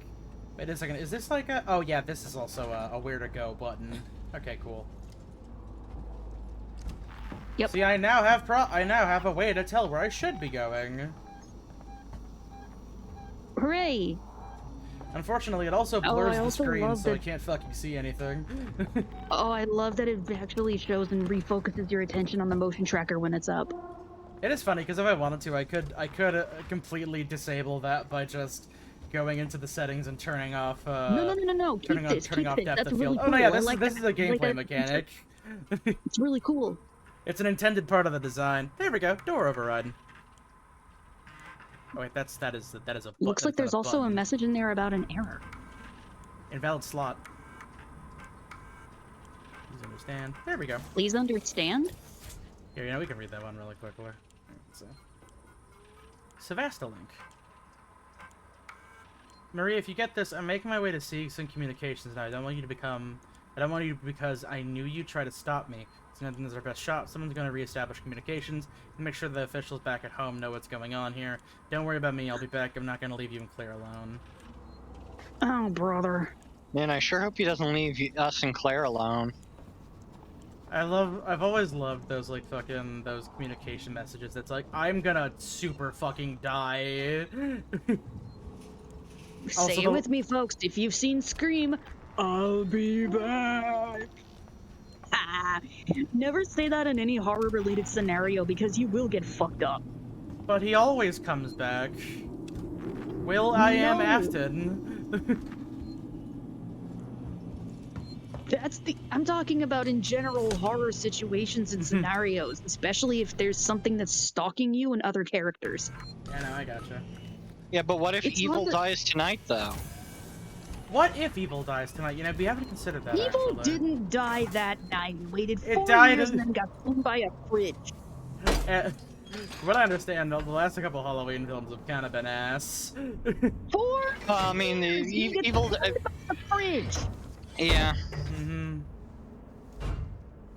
Look, fridge. I'm just saying. I think that if people want to, they should if people really want to like do Halloween movies, just let people make an anthology. Just give budding horror directors a chance to do something interesting with your franchise. Even if it's a fucking like direct-to-TV shit, like, you know, I mean, you know, give them a chance, see what they can do, that kind of stuff. I mean, that is how we got Season of the Witch. Was that good? No, it was no.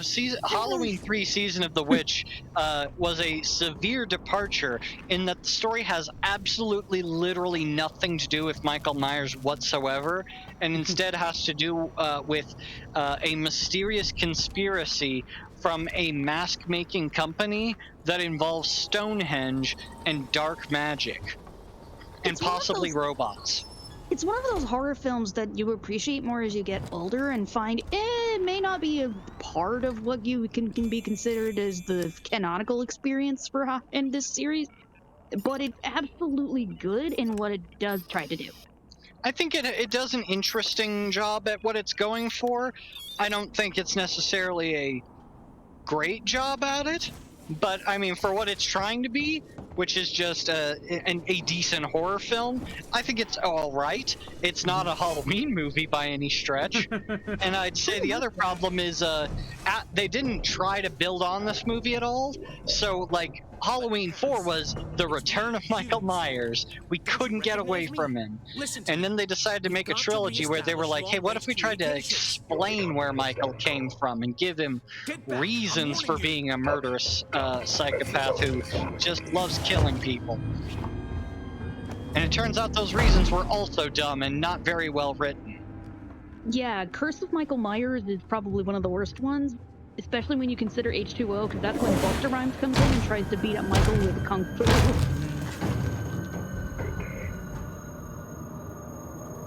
You see, unfortunately, he should have tried fighting Michael by rapping really fast, which is what Busta Rhymes is good at.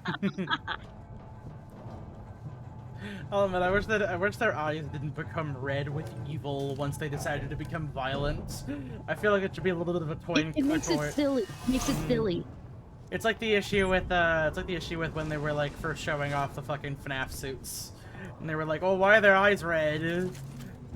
Because of the evils. Because they're possessed by ghosts.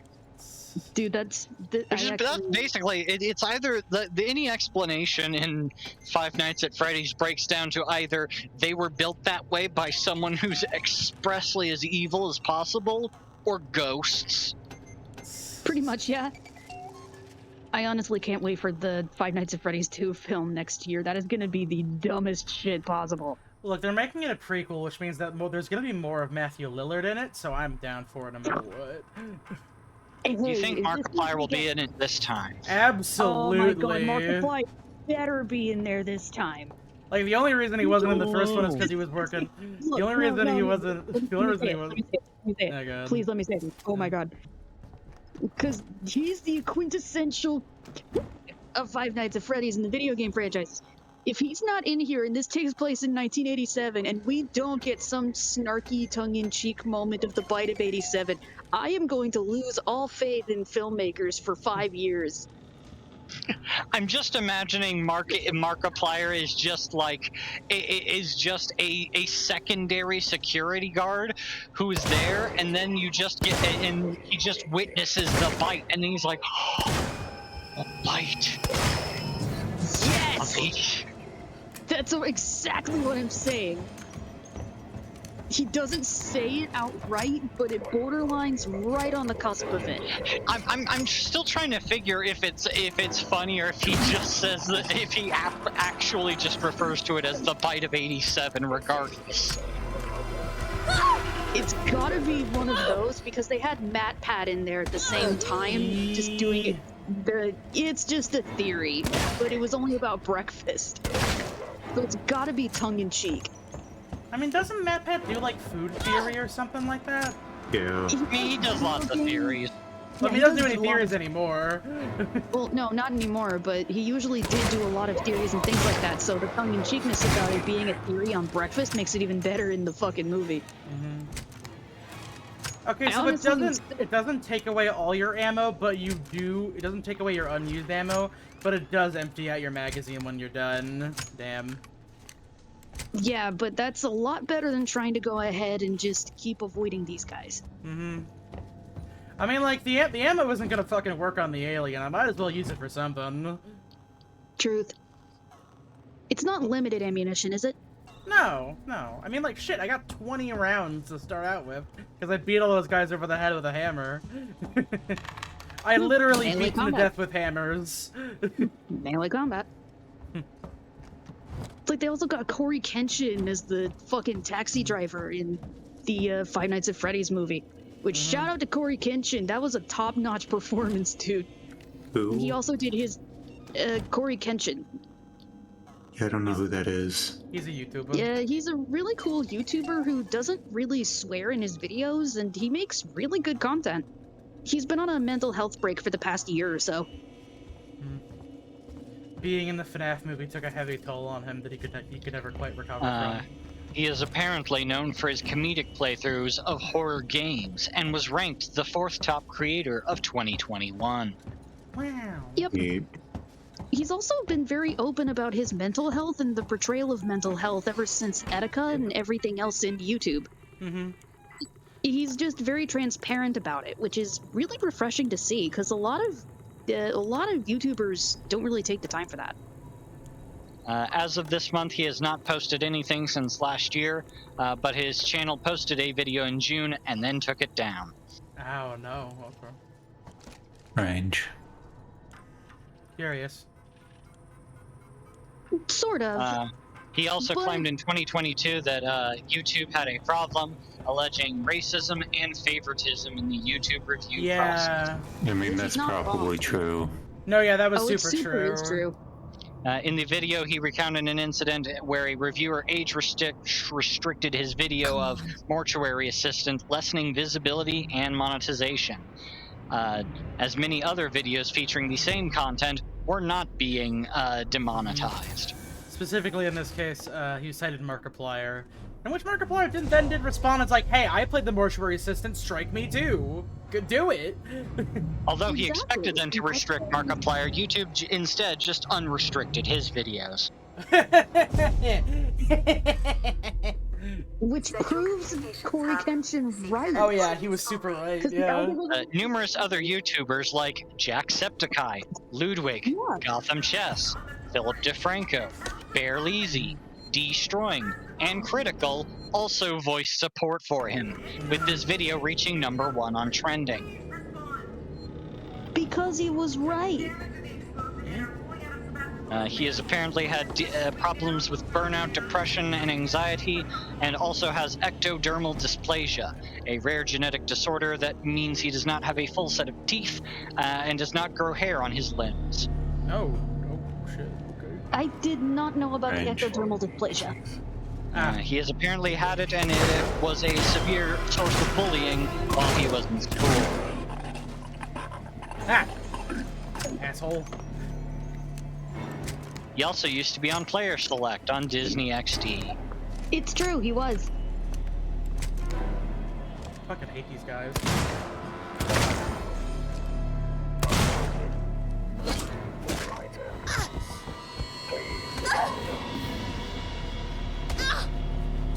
I like how he says, "My turn now." Fortunately, I have a shitload of stuff I've been crafting this whole time. Here. Actually, no, I probably don't need to use my medkit right now. Actually, nah, fuck it. Better to be safe than sorry. Take on me. Oh, these things, oh, they have things on them. Alright, gimme. Compound B. That's the shit that gives you superpowers in in The Boys. Okay,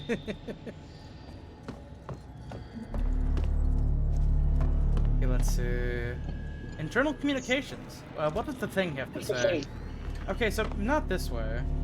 I don't feel like running around for supplies at the moment. I hope I run into some more people that I can hammer to death and steal their gun ammo, though. I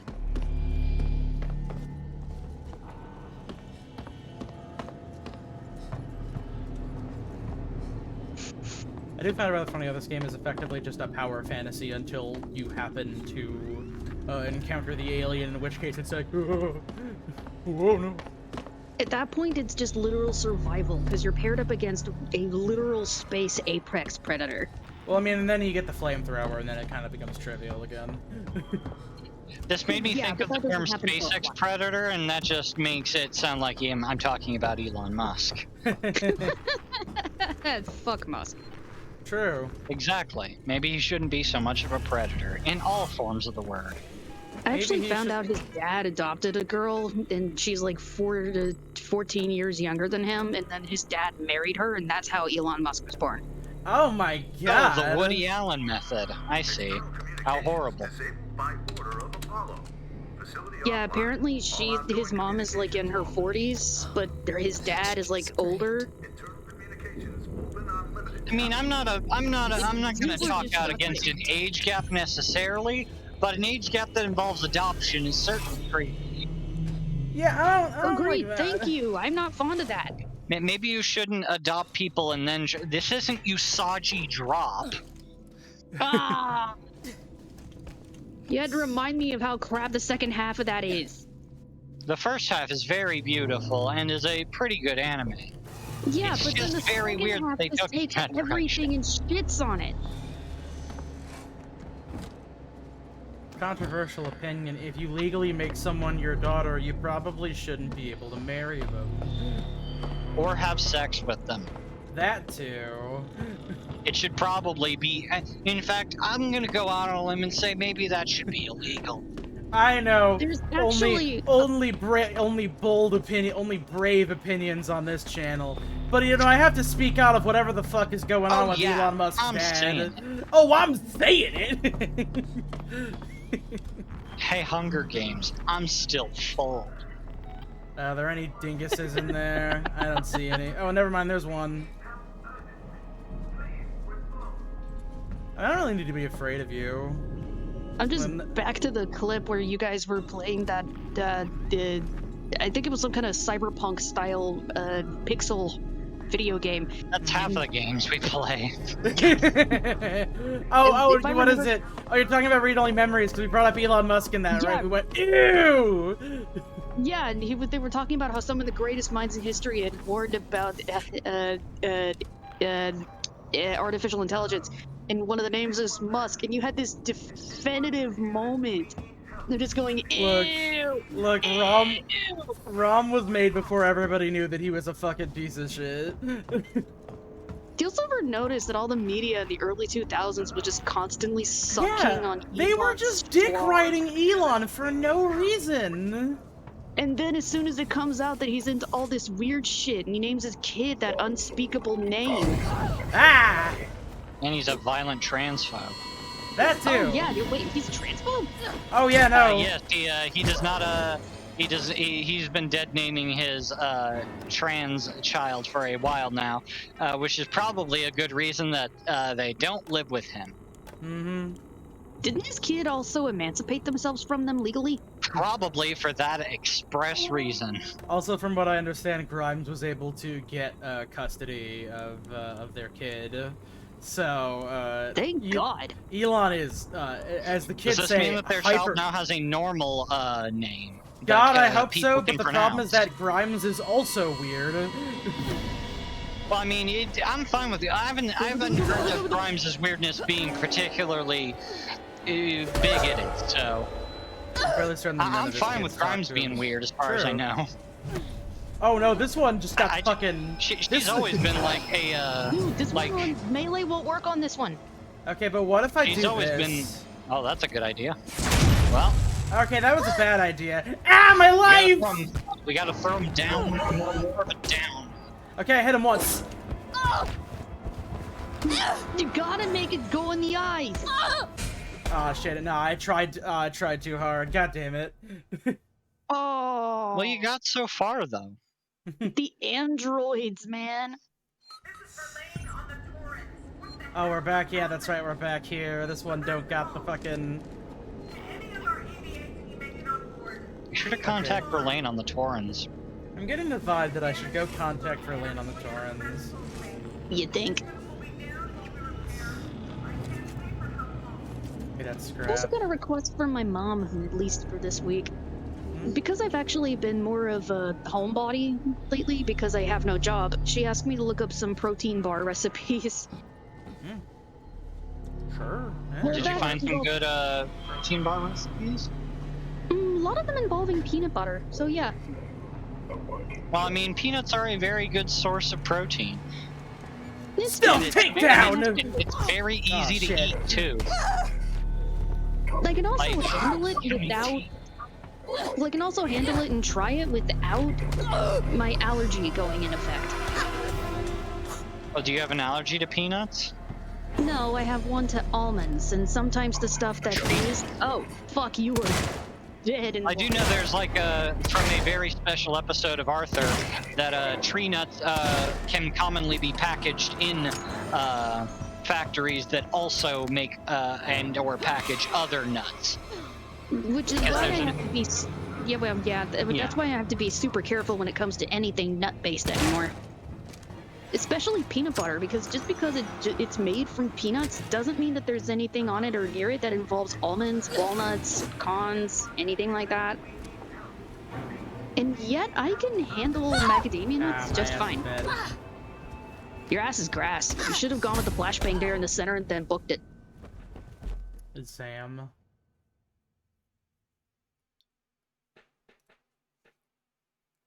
Use combinations of devices to safely dispatch a working Joe. You know what they say? An angry Joe that... I mean, oh fuck, I fucked up my joke! No! No, my joke! Too bad, dude. A working Joe that's pissed off is an angry Joe. No one wants to be around that guy. Nah, he's fine, I think your joke just turned into an average Joe. An average joke, you mean? Huh, macadamia nuts are apparently a tree nut. I know, I can eat macadamia nuts just fine, though. Hey, what if I just, like...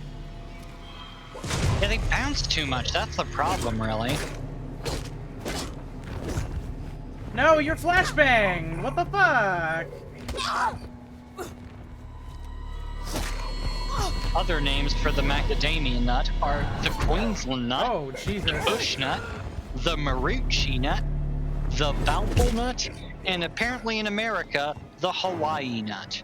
Because we mostly grow them in Hawaii. Yep. If we're not just importing them from South Africa or Australia.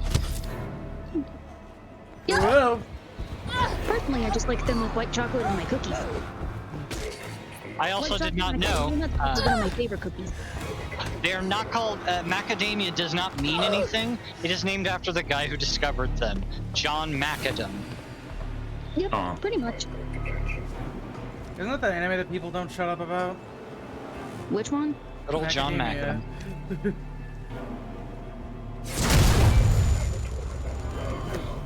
Wait, what? But the flashbang worked on the other guy. What happened there? This guy isn't above average.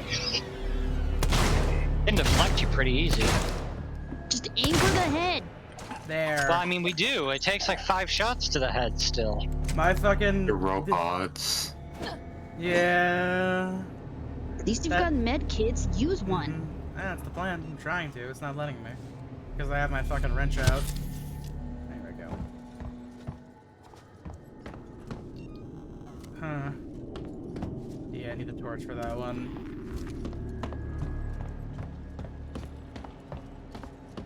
That's right, I can search these guys. They have things on them.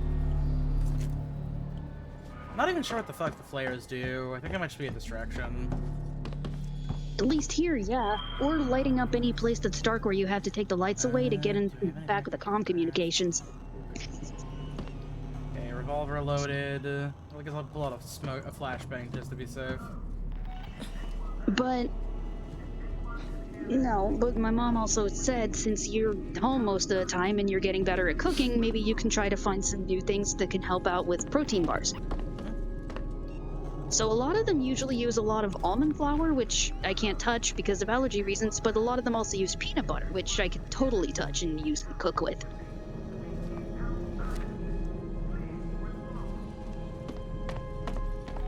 Flax. Flaxseed. Oh, flaxseed? There's a decent amount of protein in flaxseed.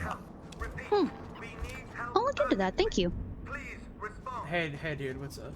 Map update. I've also been thinking, my family also wants me to make some more banana bread. Apparently they like the first loaf I sent over to the house.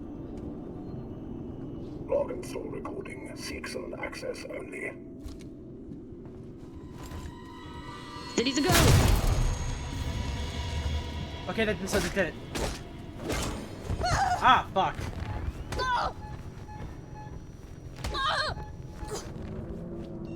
Man, you'd think being beaten in the head with a huge wrench would be a bit more disorienting. Even to a robot. But no. Okay, did it lose me in the smoke? It didn't. In fact, it seems utterly unfazed by the smoke. Ah, fuck. No, those androids have at least some sort of heat sensor. I think I'm starting to, cause like I got the achievement for crafting every item. I don't think I ever fucking crafted the smoke bombs. He's coming right for you. Okay, whack. All right, gunshot. There we go. There's a Seems pattern. like you can get 2 hits on them, but not 3. So I think the strategy is if they're solo, gunshot, thwack, thwack, gunshot, thwack, thwack until they're dead. It's a good idea. Because it seems like... flashbang is useful. Mm-hmm. Okay. Info. I do actually have Cutscene. a question. Samuels! And I did ask this about a friend of mine. Can you guys cook? Oh, hey, he's not dead. Yeah. I made it! I'm a pretty Where are good you? cook, yeah. What kind of stuff do you cook? Okay. Samuels, listen to me. It's not safe here. Seegson's got this place Gross. locked tight. Their goddamn androids are killing Big people. muffin. That's impossible. It's contrary to primary Cake synthetic muffin? programming. I've seen it, Samuels. Big I guess muffin. Seegson's got a different idea about synthetics. And there's something else here. A creature. It's big and it's lethal. Ripley, slow down. A creature. It's a life form, an unknown type. Pasta. Some kind of alien organism. It's They extremely said dangerous. it. You and Taylor need to Ripley, make... Taylor is hurt. She was injured Make a by good debris chicken during with the a crossing. mushroom sauce that I put on egg How bad? noodles. I can't That do is that. what I I need make. medical That sounds pretty supplies. delicious, Nice. actually. To treat and What kind of patch Just mushroom? some wine. Usually just like some button mushrooms. I make a good chicken tortilla soup with some shiitakes. I'll come to you. Keep your Yeah, eyes open. stew. I can make stew. You know what I say? I love the design of her little patches on her suit. It's very cute. It's very cool to look at. I was gonna Good say, bacon fried rice. I'll be honest, I think they're cute. What is bacon fried rice? It's fried rice with bacon and eggs Okay. and onion. Sounds good. tasty. I learned how to make a few separate recipes from at home. Meatballs, meatloaf, comfort food style casseroles. Made chicken fricassee once. That was a Taught myself how to make- process. You guys know I taught myself to make curry. Which always turns out fucking delicious. Others said Japanese dishes, rice, really good rice at least, like sugar rice. I made a hamburg steak once. Hamburger. Ribs.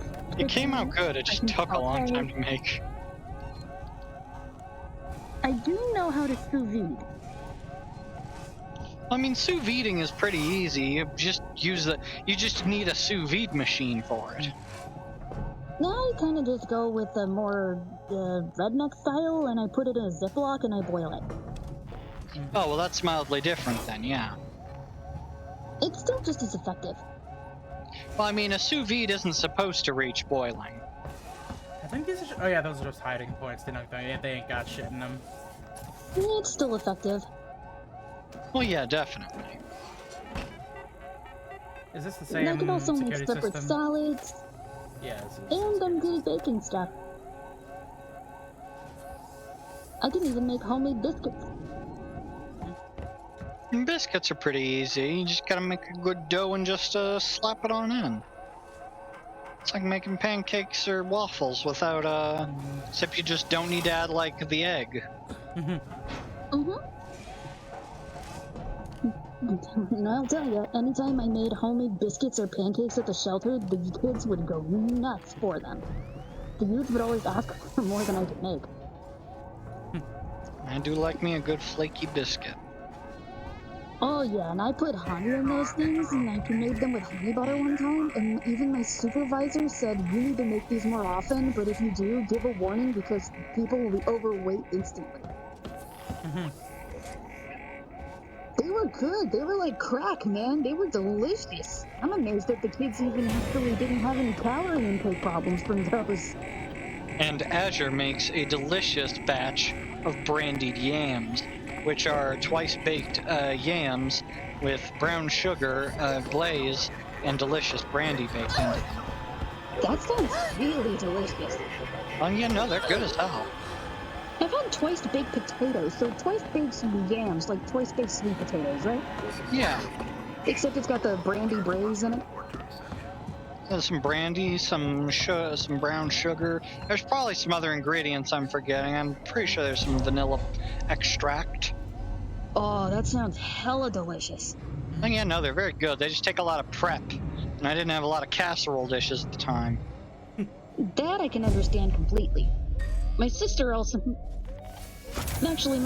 showed me how to go ahead and make homemade chicken pot pie, but using a biscuit dough. Turned out delish. Gonna make that later this week for my roommate and I. Chicken. Oh, they opened that fucking door. Oh, they opened that door. I gotta go. I gotta go. They open the door. You gotta get on the floor. Everybody do the dinosaur. I ain't got shit for fuck right now. I gotta go. I'm not about to make a name for myself here. Anything in reception that I can borrow? There's a safe room. Boom, boom. I also love working with vegetables because then you can make some really good dishes. I can make decent.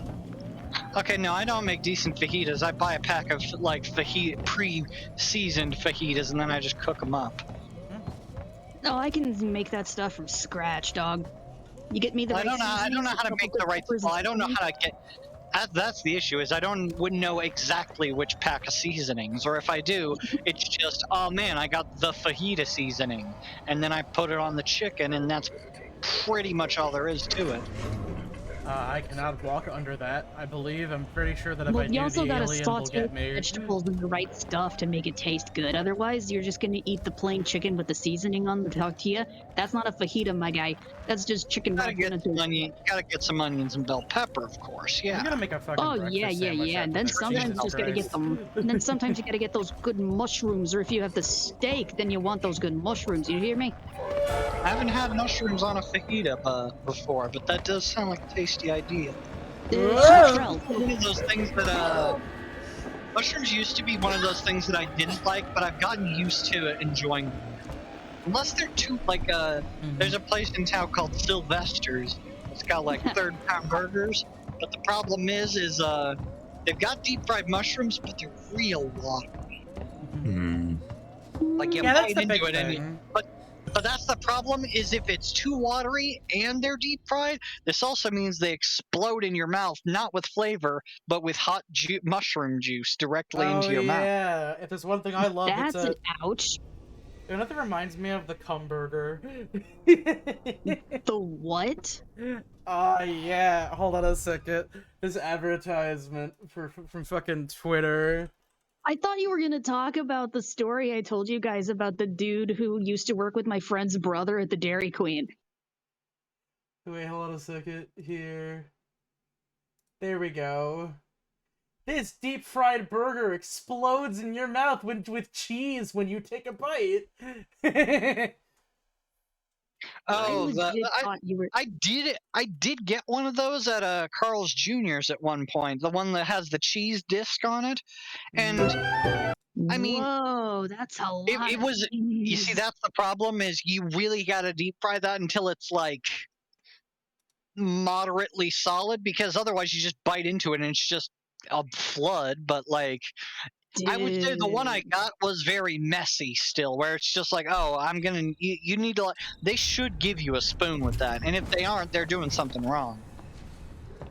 That's a lot of cheese. The thing that fucks me yeah, up no, is they that take like at that point, Oh shit, this shit!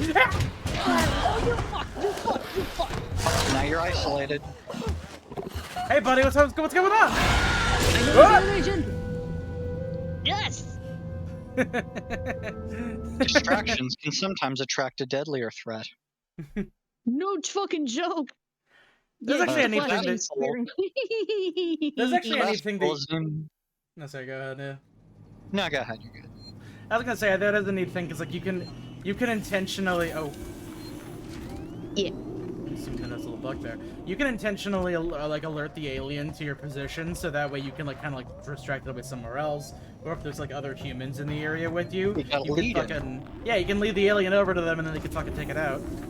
Here's a good question: do they go after the androids? Oh, probably not. They're not people. Well, they're also not warm-blooded. See, they need tasty human meat and blood, and this has I would say usually the express prime instinct of the aliens are either eat, kill, or reproduce sometimes, but even then that doesn't seem like it's like a big part of it. Like they only need to do it like once. Every so often, they just randomly decide, it's time to breed. mainly for horror and effect. Or shock and awe, as one might say. Oh yeah. They nasty. Alright, hopefully I can find a save point this time before I encounter the alien. You see, this is the big reason why I still fuck with this game a bit more than the Bunker, the Amnesia the Bunker, because the AI for the alien's a little bit smarter. Hey, bro. Well, yeah, because the alien literally goes in, it vents, it learns from your movements. Among Us? No. No, the alien from this game. No, they mostly come out at night. The Alien was before Among Us. You can't. I mean, if anything, they're ripping off Among Us or Alien. If anything, they're ripping off The Thing. Like that's just what it is. Well, yeah, but it's The Thing in space. Well, The Thing is from space. Well, yeah, but I mean, you're on a spaceship though in Amogus. Orange, would you say this game is an MSim? No, you don't have enough tools. And like there's only really so many ways you can handle the same situation. And one of the key aspects of like the design philosophy of an immersive sim Something was right is that above like yeah, no, that's the alien. Is that you have a lot of different methods of handling the same situation. After a while, this game effectively devolves into the alien appears, use the flamethrower. The alien appears, use the flamethrower. The alien appears, shoot him with the dehydration gun. What? Megamind? Yeah. You know, they actually listened to that guy. He used the dehydration gun on them. On the Doom Syndicate, yeah. Okay, which one are we going to again? Travel this festival spaceflight terminal. This is the Tower Link.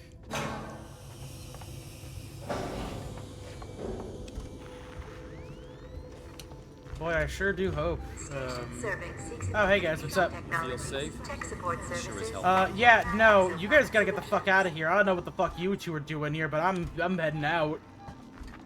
Wait, this is engineering. We only have a pistol. Oh, you don't get a plasma rifle? No, I have to find. Okay, we gotta go find it first. Tower Link. Alright, this game did a collab with TF2. You get the Nostromo Napalmer in TF2. It's the flamethrower. Skimmed Tower. I think this is the right one. Might as well head there. Oh, it's SciMed. SciMed. That's right. Science medicine. SciMed sounds like such a needlessly complex combination. Like, yeah, like, okay, you don't need to call. It feels like we want to just come up with a word that isn't infirmary. Maybe it's the research. Maybe it's the research center and the infirmary in one. See, when you read it the right way, it sounds it's like a fun way of saying psychic medical. Ripley. I thought it said Skind. San Cristobal Medical Facility and Seegson Synthetics. Also, is that guy a robot? Is that Ripley? I think he's a regular. No, the robots are very easy to tell because they look like faceless. They look like the chameleon from Spider-Man. Let me talk about the androids. To be fair, he might be one of the more humanoid-looking androids. A complete-looking one. What if this creature shows up? Like Bishop from the original? Yeah, he has not seen the first. He has not seen any of the Alien movies that aren't Prometheus. Oh, I know about Bishop. To be fair. Oh yeah, okay, Bishop. Well, no. Well, that's the other thing is Bishop being an alien or Bishop being an android isn't a twist. Yeah, like you know out the gate, yeah. They just tell you, it's like, oh yeah, it's Bishop. He's a cool android. And then he fucks with Bill Paxton in the coolest, funnest way possible. And he has a really cool scene in the original Alien movie, not Aliens, plural. Bishop isn't an alien. Oh. Yeah, no, Bishop is not in the first film. He's part of the big military team from movie 2. Oh, the one that everyone talks about. He's the android that everyone likes. Yeah. I also take it Orange knows about Get Away From Her, You Bitch. I I'm assuming that's the line that she says when she fights the alien queen, the big loader. Yeah. Yes. The big iconic scene. Which is awesome as hell. That you've probably already seen through cultural osmosis. I mean, I think I remember it like vaguely, but I've never seen like the full clip myself. Okay. I am Hey, planning maybe on going to go see Alien Romulus soon because I have heard good things about that actually. Me too. If that's the case, think then the you are things that I've definitely heard- going to. If that's Okay. the case, then you're definitely going to need to watch the other films then. It is a bit of. Although you can skip Alien 3. Oh yeah, no, Yeah, I Alien 3 no one cares about. Yeah. I watched Alien like, 3 was edgy. I watched the review of Yeah. Alien 3, and from what I understand, it fucking blows ass. Which is kind of unfortunate, because like from what I understand, it tried some cool things, but it doesn't really stick the landing is the problem. I think it had a few suffering problems. One was David Fincher wanted to make a different movie and wanted to add a lot of other cooler stuff, and they were like, hey, budget doesn't have that, so this movie's going to be really dark yellow and in a lot of hallways, and you're not getting the alien you want, you're getting the alien we give you. They also And, briefly killed Ripley off screen. Oh yeah, no, like most of it's not off. The things that happen with Ripley are pretty on screen. No, it's all of the other characters you like that survived aliens don't show up. No, we didn't hire them back. Eat shit. They're gone now. Don't worry about them. Hey, by the way, Orange, would you say H.R. Giger is Medical supplies. was a foundational inspiration for your general aesthetic? I mean, in the way that like, you know, like the general progression of inspiration through like other aspects. Like, I mean, would it be easy to say that Alien, by extension, a lot of Giger's stuff probably inspired stuff like Dead Space? Yeah, probably. I mean, I like Scorn, and that was directly inspired. I like the visual aesthetic of Scorn. I have to clarify that. I think that Scorn has a lot of problems. That game's a little bit of a shit show. No, the game is a little bit of a shit show, if I'm gonna be honest. I mean, it did spawn one of the best Germa bits. School. Yeah, how is it a bit of a shit show? From what I understand, what they kind of showed off of the game and Did you what... play it?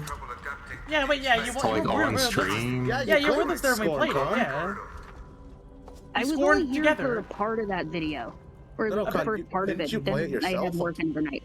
So quite a big issue with the game is that, like...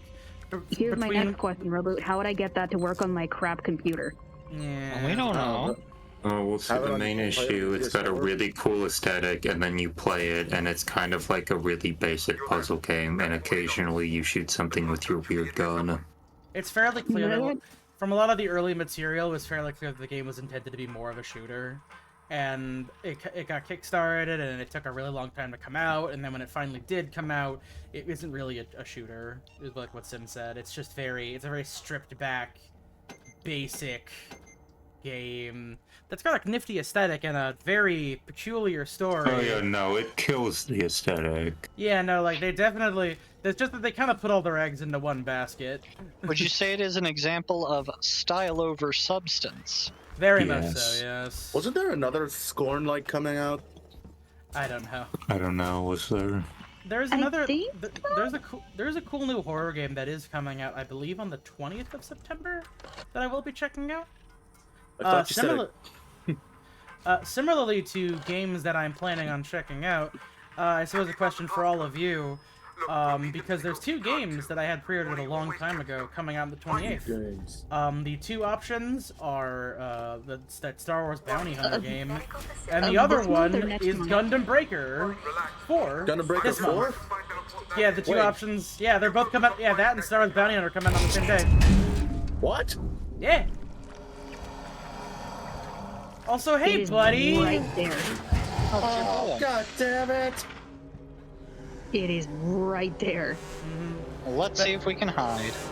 The new Risk of Rain 2 DLC comes tomorrow. Hey, Lamau. Lean. Balance for lean. Why'd you say that like Mr. Bean? I was going I don't know. for a Yoda It's type thing. balance for lean. I don't know if you can hear your little fucking doohickey. Best not risk it. Oh god damn it! Risk of Rain 2 DLC, the new Risk of Rain 2 DLC drops tomorrow, and then Gundam Breaker 4 drops the day after that. God damn it! So like, if you want to see me, basically, if you want to see me check out Almost one of fine. those, if you want to see me check out one of those games, I'm going to probably spend that day playing the other game, and then I will check it out on stream. Which one? The Check Risk the of other one Rain on 2 stream. DLC? No. I will either check out Star Wars on stream, or I will check out Gundam Breaker on stream, and then I will play the latter on my own time. That is to say, I will only do one episode of either one, because from what I understand, they're both relatively long titles, and there's a bunch of other shit we gotta play. I vote Gundam Breaker. I imagined you would vote Gundam Totally Breaker. not biased. How are you gonna break all these Gundams? I'll admit No, I'm a bit more curious about Gundam Breaker, because despite the fact that I bought Gundam Breaker through, I never took the time to actually play it. What is it's on this me. Star Wars game about? Star Wars Bounty Hunter is a new stealth action type thing.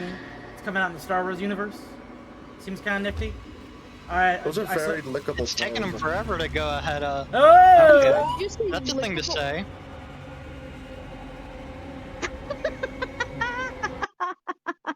I called his toes lickable, and he does this. You know what? Here we're Well, reaching. I mean, some people don't react well to that. You know, we're reaching up onto the end of this stream, so I should say it at least once. I need to find a doctor. And I wanna stress that this is My friend specifically needs my help. opinion, and if Medical you feel the need to jump in any capacity, it's your own fault. I do think that the alien is kind of hot. What? So is this like a new Star Wars Bounty Hunter, or is this just a Oh. re-release of that old Oh, ass no, game not from Star like Wars 2000, Bounty Hunter, the early it's like- 2000? Go on a second. I have the game preloaded. What the fuck is it called? It's a Ubisoft game, just as a heads up. It's like Star Wars Outlaws. Outlaw. Passcode? I have no clue about Star Wars. That's fine. From what I understand, this has literally Star nothing to do. Wars. This has literally nothing to do with any of the other Star Wars stuff. So that's why I was mainly willing to check it out. Also because from what I understand, it's like a stealth-oriented action game, which I do like. I think Oh that there is man, a. do you think we're gonna go to Tatooine? Probably. I'd rather go to Hoth. As a personal opinion, I generally think that we are at a complete and utter lack of cool stealth-based action games, and we need a lot more of them to come out at some point in the near future, because I am starved. This bitch is thirsty! Yeet. That was the highest pitch I've ever been able to hit for a while. I hit the wrong button. No, the alien's gonna get me.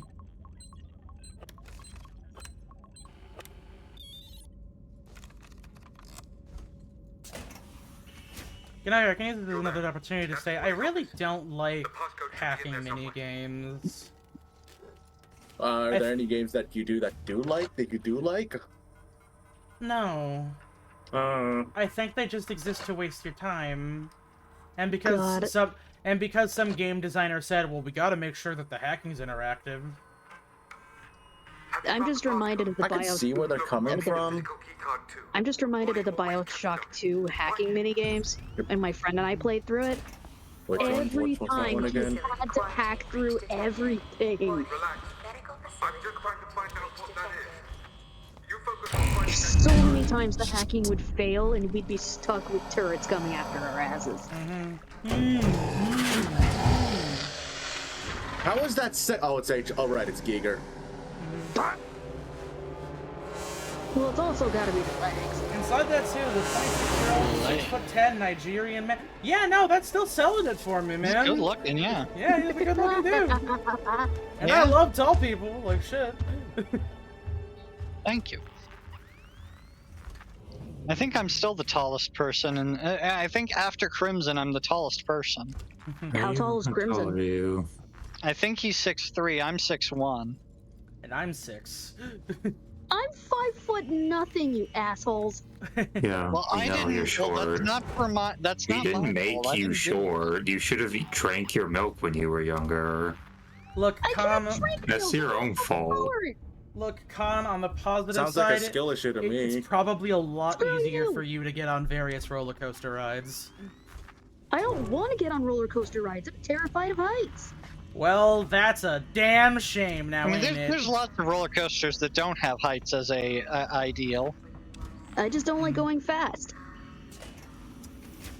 See now, I'm afraid this means that we can't meet on amicable terms because I love Sonic the Hedgehog. And that's like one of his core tenets.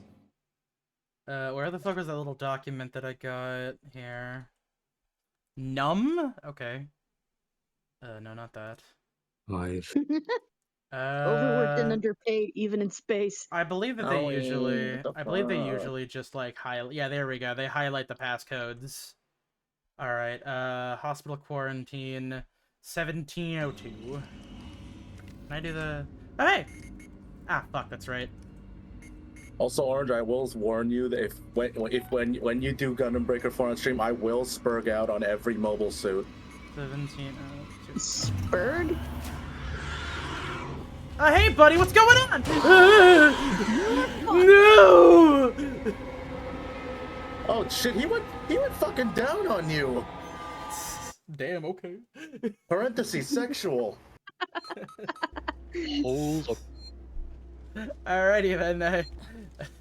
See, that's the thing that's been fucking that I've been having to deal with recently. I don't know why, but my numpad. Sometimes the buttons double up for no reason. What do you mean, like they double press or double? Like input? yeah, like it'll double press. I'm sure some of you may have noticed while I was doing that.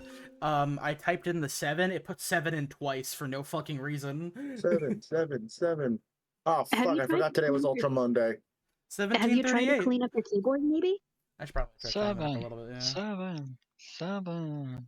There's a chance that it might just be a weird thing with the connection with it.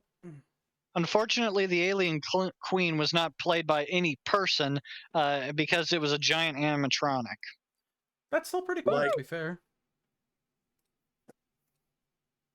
Alrighty then. That'll have to be it for now. We are running out of time. Thank you all for coming. And depending if you're a little bit of a freak in there, also thank you for coming. Alright. I'm gonna end the stream now. I will see you all on Wednesday with something in particular. Arrivederci. Good night. Oh man, we're gonna play something?